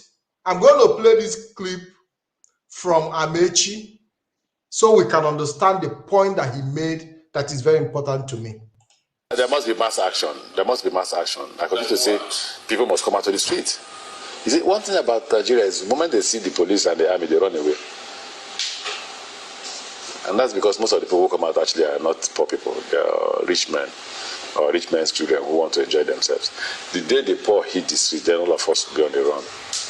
All of you will be on the run? Including you, you're already on the run, so you're in America here. Yeah, you're right. But seriously, you know, are there times that when the elites, you know, the people in political power in Nigeria, the rich people? There is something that this senator said, that the bandit, the Fulani herdsmen have destroyed farms, that the possibility of growing for the next season is no longer there, and that there is a possibility that the hunger that will hit the land might make the masses to go after them and eat them. You know, so these are the points I want to raise that is very, very important. And I want Mazi Solomon, when he comes back, to give us a little clue on what, on this particular point, where he said that the hunger that is coming as a result of famine, because most of the places that are being attacked are people, the villages that are producing the crops, producing the food, and that the time is coming when they will be chased, that the masses are going to come after them. And it is very, very important that we take this point home, because we've been talking about people coming out to make demand for their own right. Mazi Solomon, are you there? Yeah, Mazi Solomon, sorry, Mazi Pat. I don't know if you are taking my position. Okay, Mazi Pat, there is something sensitive that I wanted to make here as a contribution. And at this point, we will be winding down and we will come to our way again as the Lord will permit us. Now, regarding that clip for Amechi, now when you walk closely to FULANIS, you will understand their nature. And when you understand their nature, you will know the truth. Now, Amechi is actually telling the truth here, but his hand is tied. Now, he said clearly here that the problem we have is that we think that these people, that all we have to do to escape them, to escape their danger, is to run away from them. When we see Fulani, we start running. Or when we see Fulani, we say they will kill you. Fear will come. That Amechi is trying to narrate here that is our problem. But the day that some people like us can wake up, the day that people like ESN will wake up and they arm themselves, not ready to run away from the Fulani, but to confront Fulani, Amechi said that's going to be the end of the story. The end of the story. The day you arm yourself against Fulani, because I said it here, no matter how blessed you are, your blessing cannot save you from the sword. The only thing that will save you from sword is sword to sword, because those that kill by sword will die by sword. So therefore, the only thing that will save your community against FULANIS is not complain, is not the peace talk, is to arm yourself like the FULANIS. Once you arm yourself like them, that is the end of the road. That is the end of the story. All these things we are coming to Facebook to talk. ESN is a practical example of what it requires to push Fulani back, to stop the agendas of the Fulanis. If you have not supported ESN, that is the time. Amechi made a comment there. You know somebody whose hand is tied. He normally speaks in POEPLE. But Amechi said here that the people you are seeing as in the street are the people who wanted to catch fun and wanted to catch fun. But when they are the real sons of the poor people, people who are the receiving end of all this attack, the day they emerge, you will see both Fulani, both people in the position of Amechi, both the governors, you will see everybody on run. And that is the job ESN has come to do, to killing your land, to restore your dignity, to restore your right. If you are not supporting them, I think something is wrong with you, which you needed to go to hospital for doctor to examine. Something must be wrong with your brain and understanding if you have not supported ESN. Come out fully from your hideout. Support ESN. That is what this time required. Anything less than that, you are wasting time. This is the time. I have said here in this program, my lunch here is $13, $15, $20.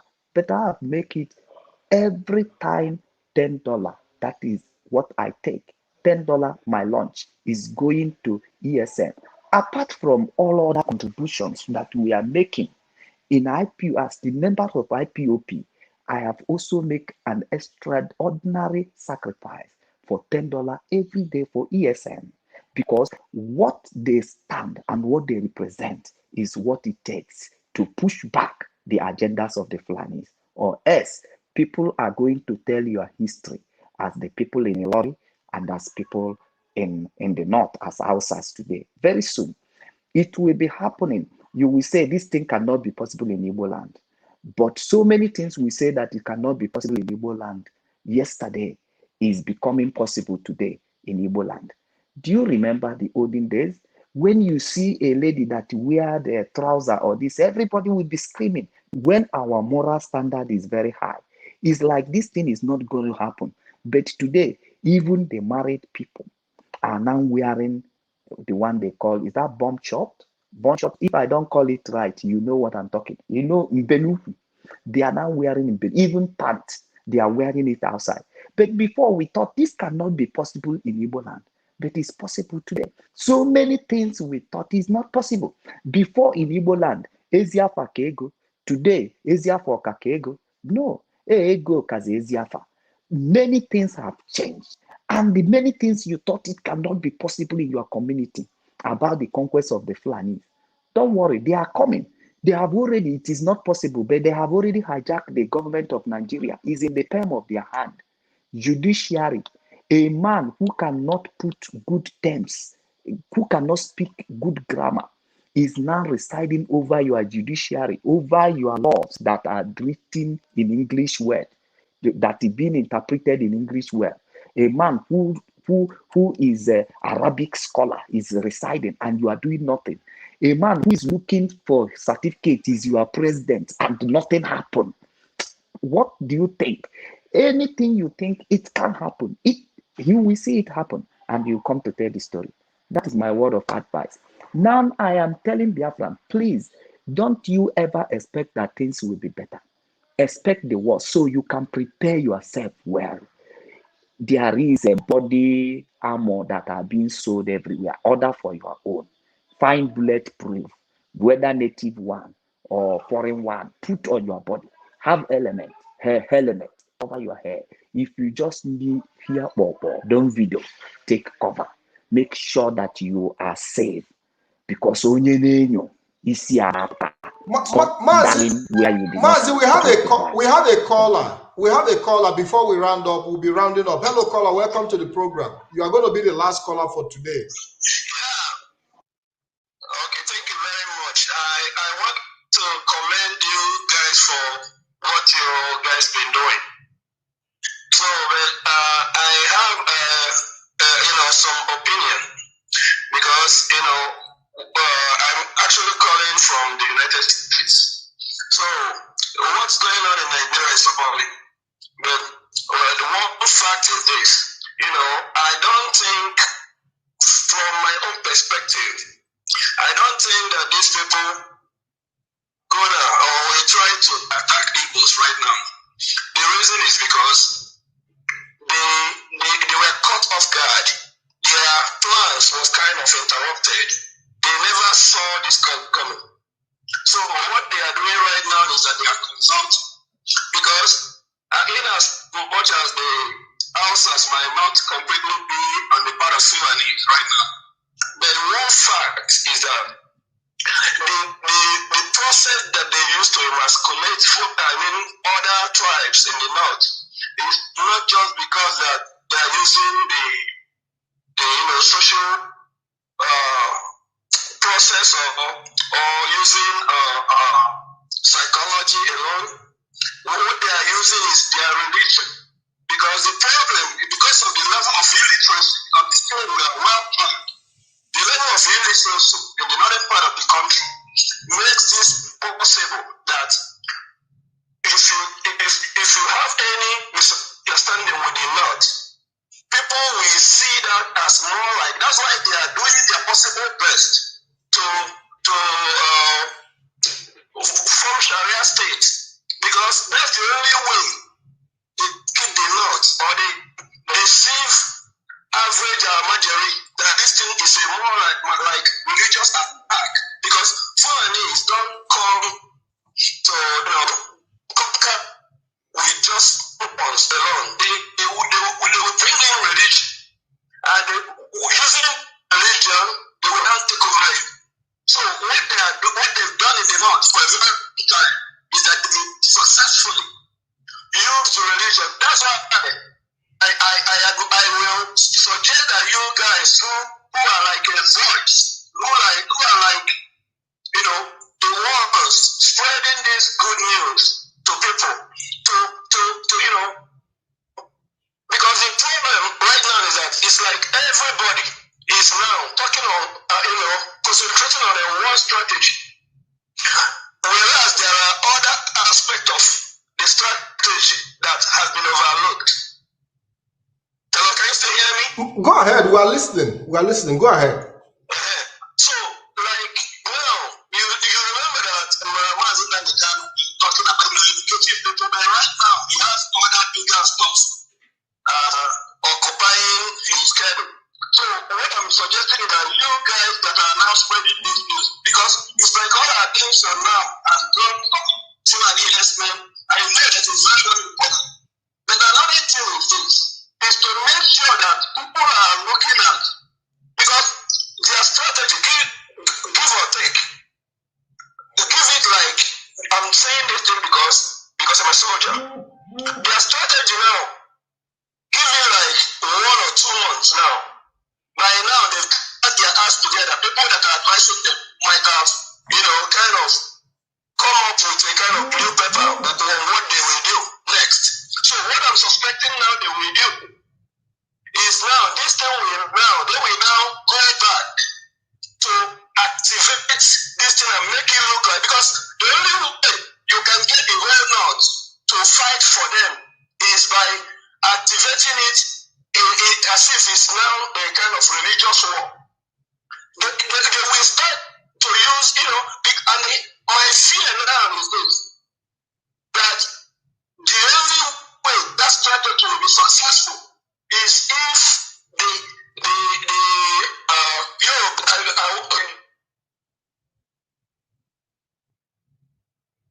because I don't trust what's going in as much as that.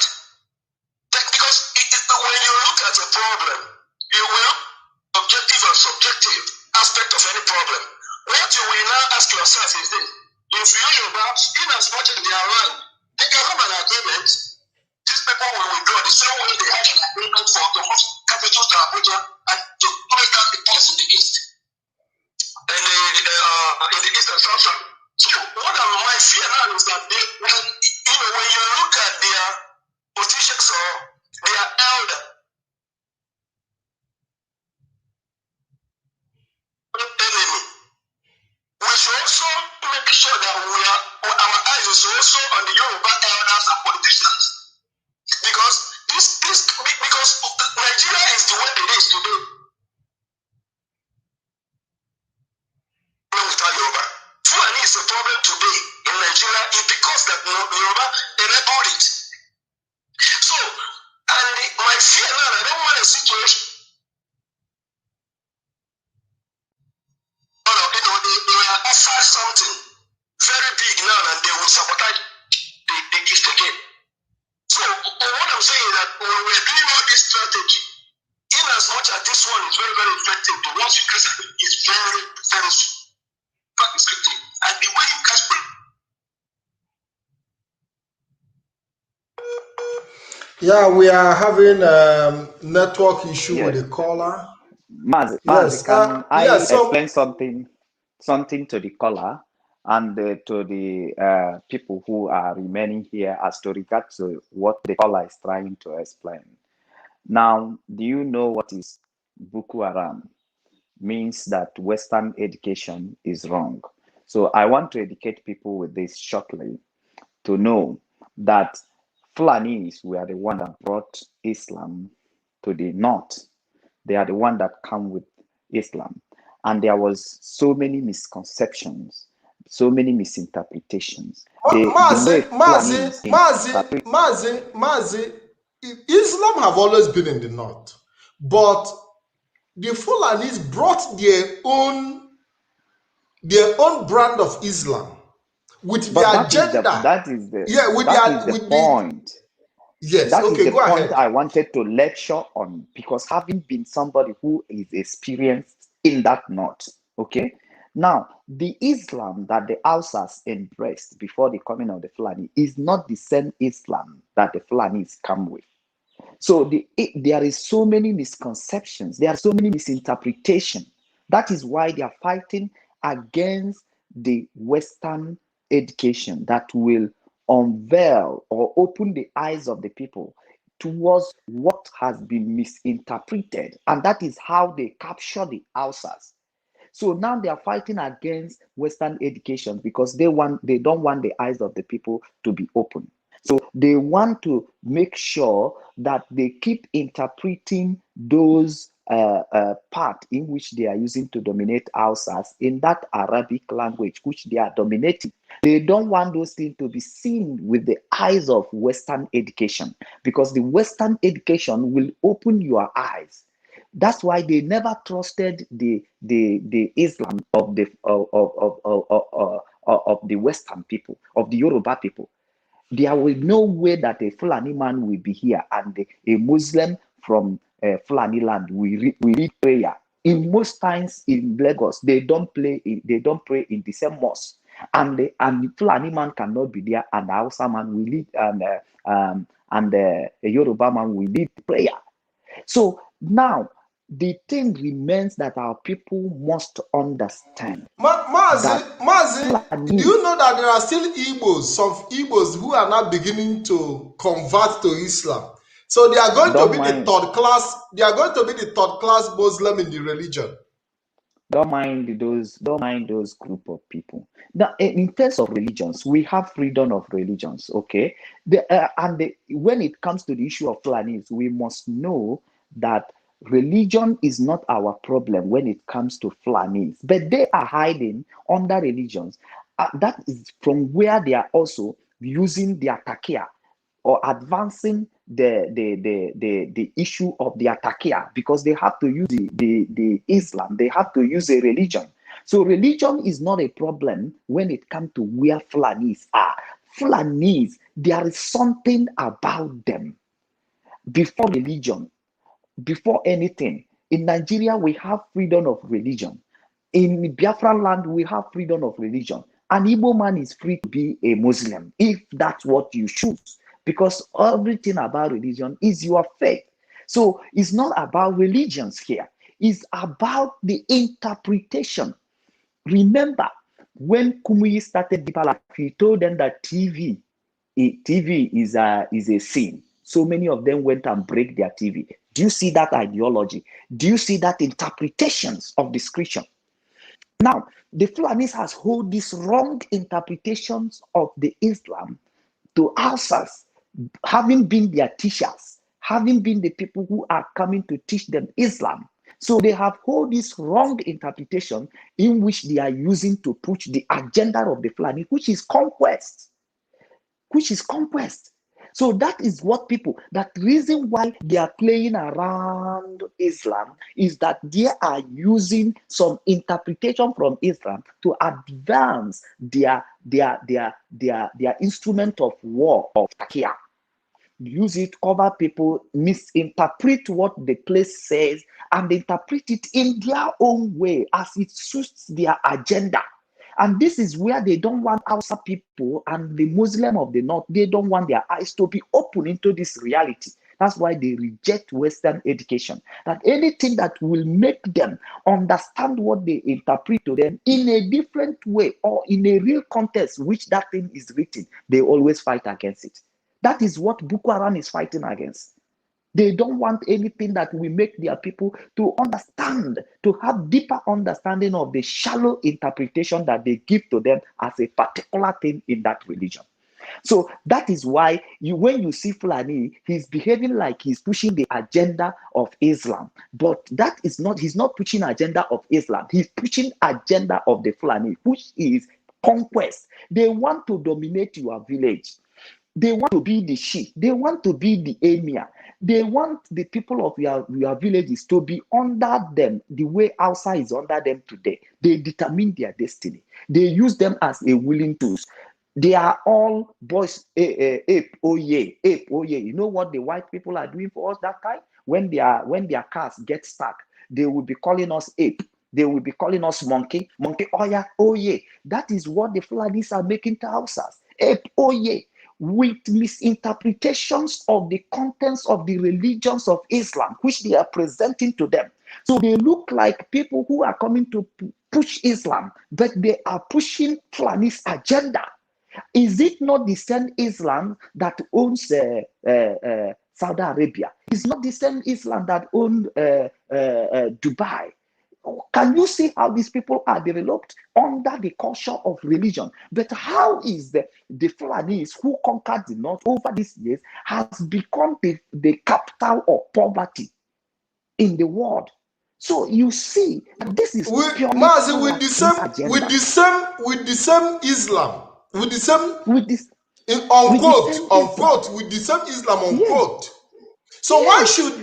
why should Qatar be successful economically with Islamic religion and their mentality about Islam, and the Fulanis are not able to put themselves together to rear their cow in their backyard, even in the 21st century? So what is the problem with the Arabians who brought the religion and the religion from them?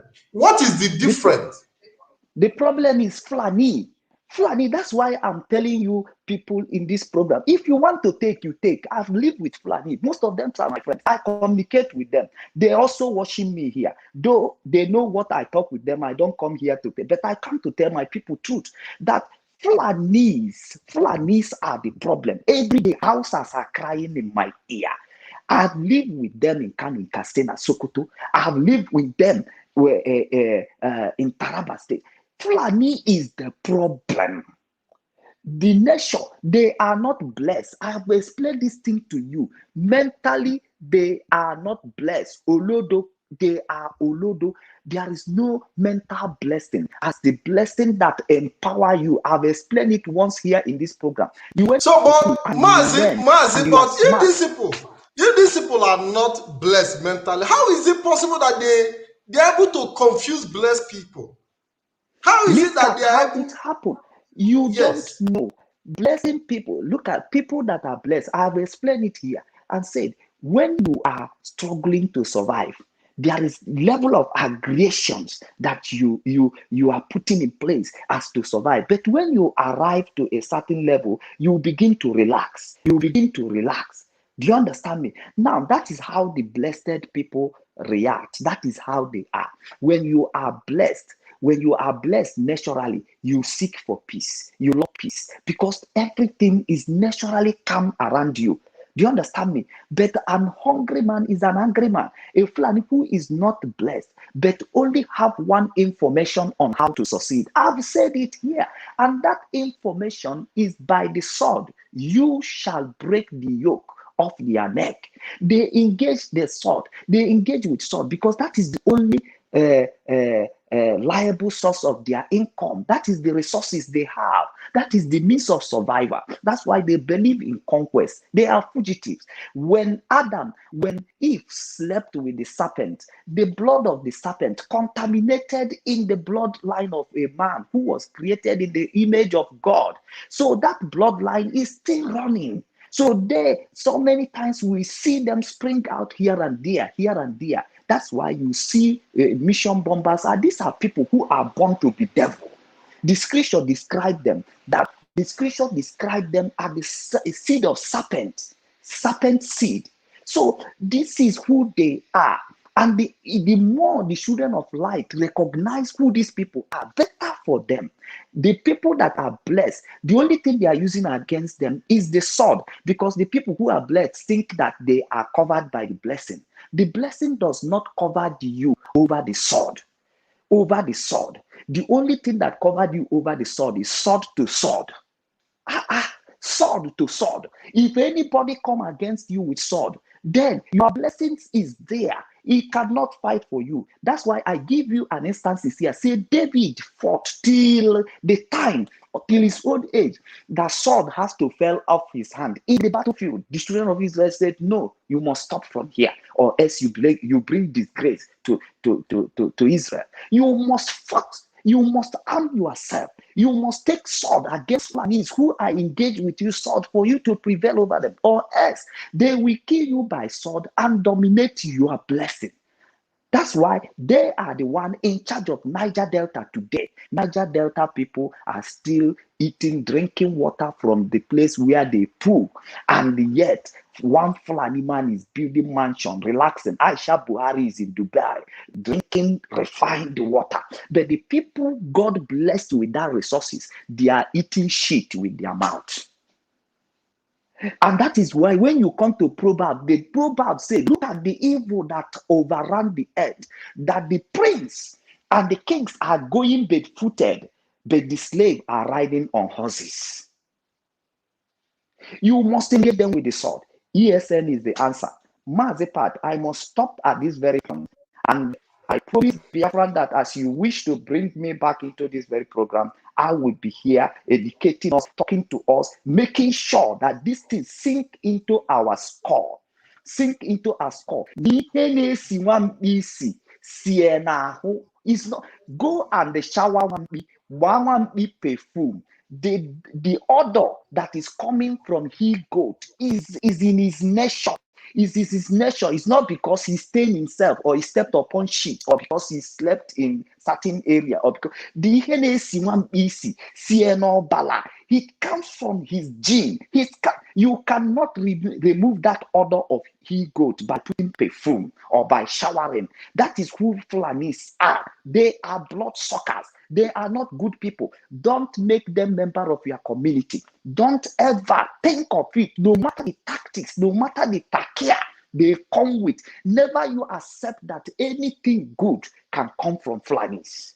Anytime Fulani gives you peace, be very, very conscious of the danger around you. Anytime they speak peace, anytime they engage in peace, be very, very conscious of the dangers around you, because that is when Fulani even the one that was talking about how they went to Buhari said it that if Fulani people start moving their things out of the community, they'll be weary of them. Exactly, Mazipat. That is it is from his mouth. He said, anytime you see Fulani people packing their load and going, leaving, then you know it's time for them to strike. That is just pure truth. People should sink into the skull of our people. It's not that Fulani just think of being violent. They are naturally created. That is their gene. That is the blood that runs in them to conquer anywhere they step. They live by sword. They live by sword. You cannot change that nature. The time you agree with them, get ready of danger. Danger. Anytime you seek for peace with them, something dangerous is about to happen to you. It has happened before, and we are bringing this matter to you. If 100 people out of number of people that view us in this program, if this thing can get into their head, then generation shall be saved. Generation shall be saved from the hands of the Fulani. They wait for opportunity. Once the opportunity comes, they will lash mayhem on the people. The man said it in that clip we play. Say Fulani doesn't kill small, they kill big. They don't know. Forest been dead, they one place. Then they laugh, then they drink bottle. They never come and say, I define you trouble. But to that way, they not be one person they kill here. That 100 people they want kill. Because if you trouble come here, you don't know small picking. You don't know anything. Anybody. Any person who enter the village, any person who you see now to shoot and kill them, you don't go know that day brother. Something before army come, you can say some army self you don't go feel. Look at your face, self. You know. I tell you. He get a place where some fight the boss there, then call army go there, surrender like this. He carry the whole gun, give the Fulani. They carry and go, they say make it then go. No, so they happen. Okay. And anybody where they kill, they don't kill. They don't kill. We as they see us, he get something where we they see, where we sabi, but we don't tire, we don't want them. Yesterday, whole Fulani for the meeting. Yesterday, they call us, then go meet Buhari for grant. Yes. For Abuja. Yeah. You see, they go meet Buhari like this. They beg Buhari. They say Buhari, they want to do something for Abonyi here. Buhari say make it they not try and make it they wait. Wow, no good. Now in a village, if it is people will be proof, na Igbo, no be saying another country. Like making the nothing say that way Boko Haram they do. They test say then they do them, then they succeed. Boko Haram say where you see where then they do and not be one language. They are gave group. Yeah. But they don't go come for village like we begin to kill this and kill this and they go. Make we not tell these people. When you see this report, you don't need the whole Nigeria. Abonyi, you get to wait in the sea. Who they tell you now? Now the day where you see say Fulani don't pack it their house go. No single Fulani. You wait there here, go tell you say no sleep. But now anytime they promise you peace, I go tell you make you no sleep. When Fulani start preaching peace, as you see them moving from Yetiala, moving from one state to the other, the good Fulani, that is when Fulani become more dangerous. Don't say, I no tell you. Agba Falangaba. Now, what is in friendship is that I told you. The friend that we said, I would have told you could not be your best friend. Your best friend will always remind you, I told you. That's what we have to say. Mazin, I think Mazin Nnamdi Kanu have been saying all these things over the years as well. So what we are doing is just to, kind of support what he has been saying. That is what we are doing, Mazi. That is what we are doing. And in the beginning of this program, I also tell all Biafrans, while you are washing, carry your phone, do standby. Anything where I know talk well, as long as you will feel come in and talk it well to save your community or save some other people's community, please call in and aim your opinion. Onukwazu, bata nukunku, obelazu, bata obelenko, anyuko 1 million or wow. But that will not make you to throw away the truth, which I have narrated here. I took my time to do that. That is a sacrifice on my own very side, because I'm even doing it out of my inconvenience. So you must know that what we are doing here, squeezing ourselves to do, is very important in your life. And it's good you take it home. It's good you bless someone else with it, with this information.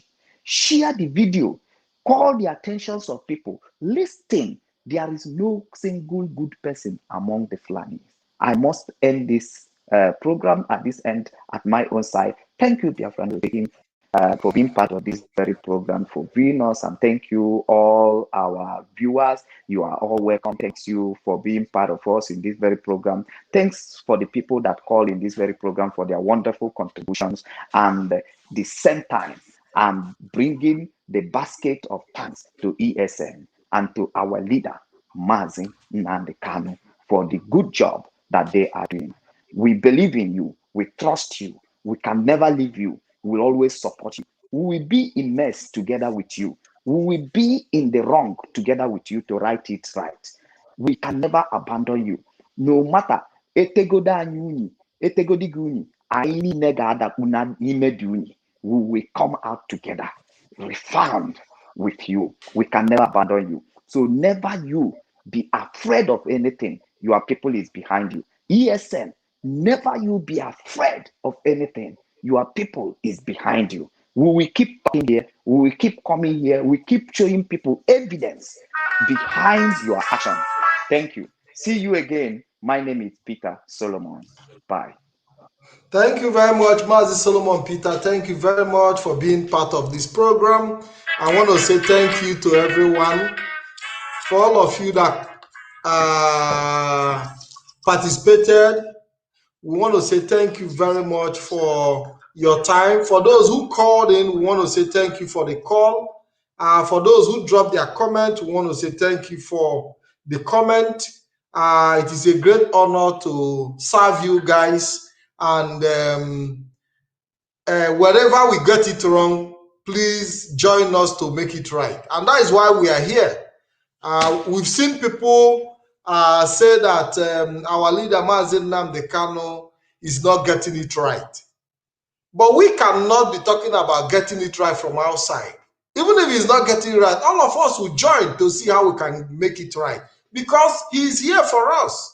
If he's here for us, we should also be there for him. The struggle for Biafra is not a one-man show. It's not a one-man business. It is a general business, and it should be effort of everybody that wherever we all get it wrong, we should be able to talk to ourselves and make it right. And that is why we are here. We want to say thank you for your encouragement. Please help us share this program. Make sure you make it go around. Make sure you share the program. Make sure you tag somebody, so that this program is not a program you can find on a daily basis on a random Facebook, pages and activities. No, this is a special program to open the eyes of our people and give us that sense of awakening. And I'm happy that the Hausa people of the northern Nigeria are beginning to also wake up. Because if not that the Hausas are waking up, I believe that by now there would have been great crisis, and we are not ruling that out as much as they are, deceiving our people in the north that their life is safe. We are telling our people to wake up, our people in the north to understand that their life is not safe as long as you live within the Fulani community and environment. And that is why we are here, to bring your attention to the reality. Thank you very much, guys. I want to play this great song by our brother. It's a song that I love so much, and I want us to enjoy it as a roundup. Thank you very much, and God bless you.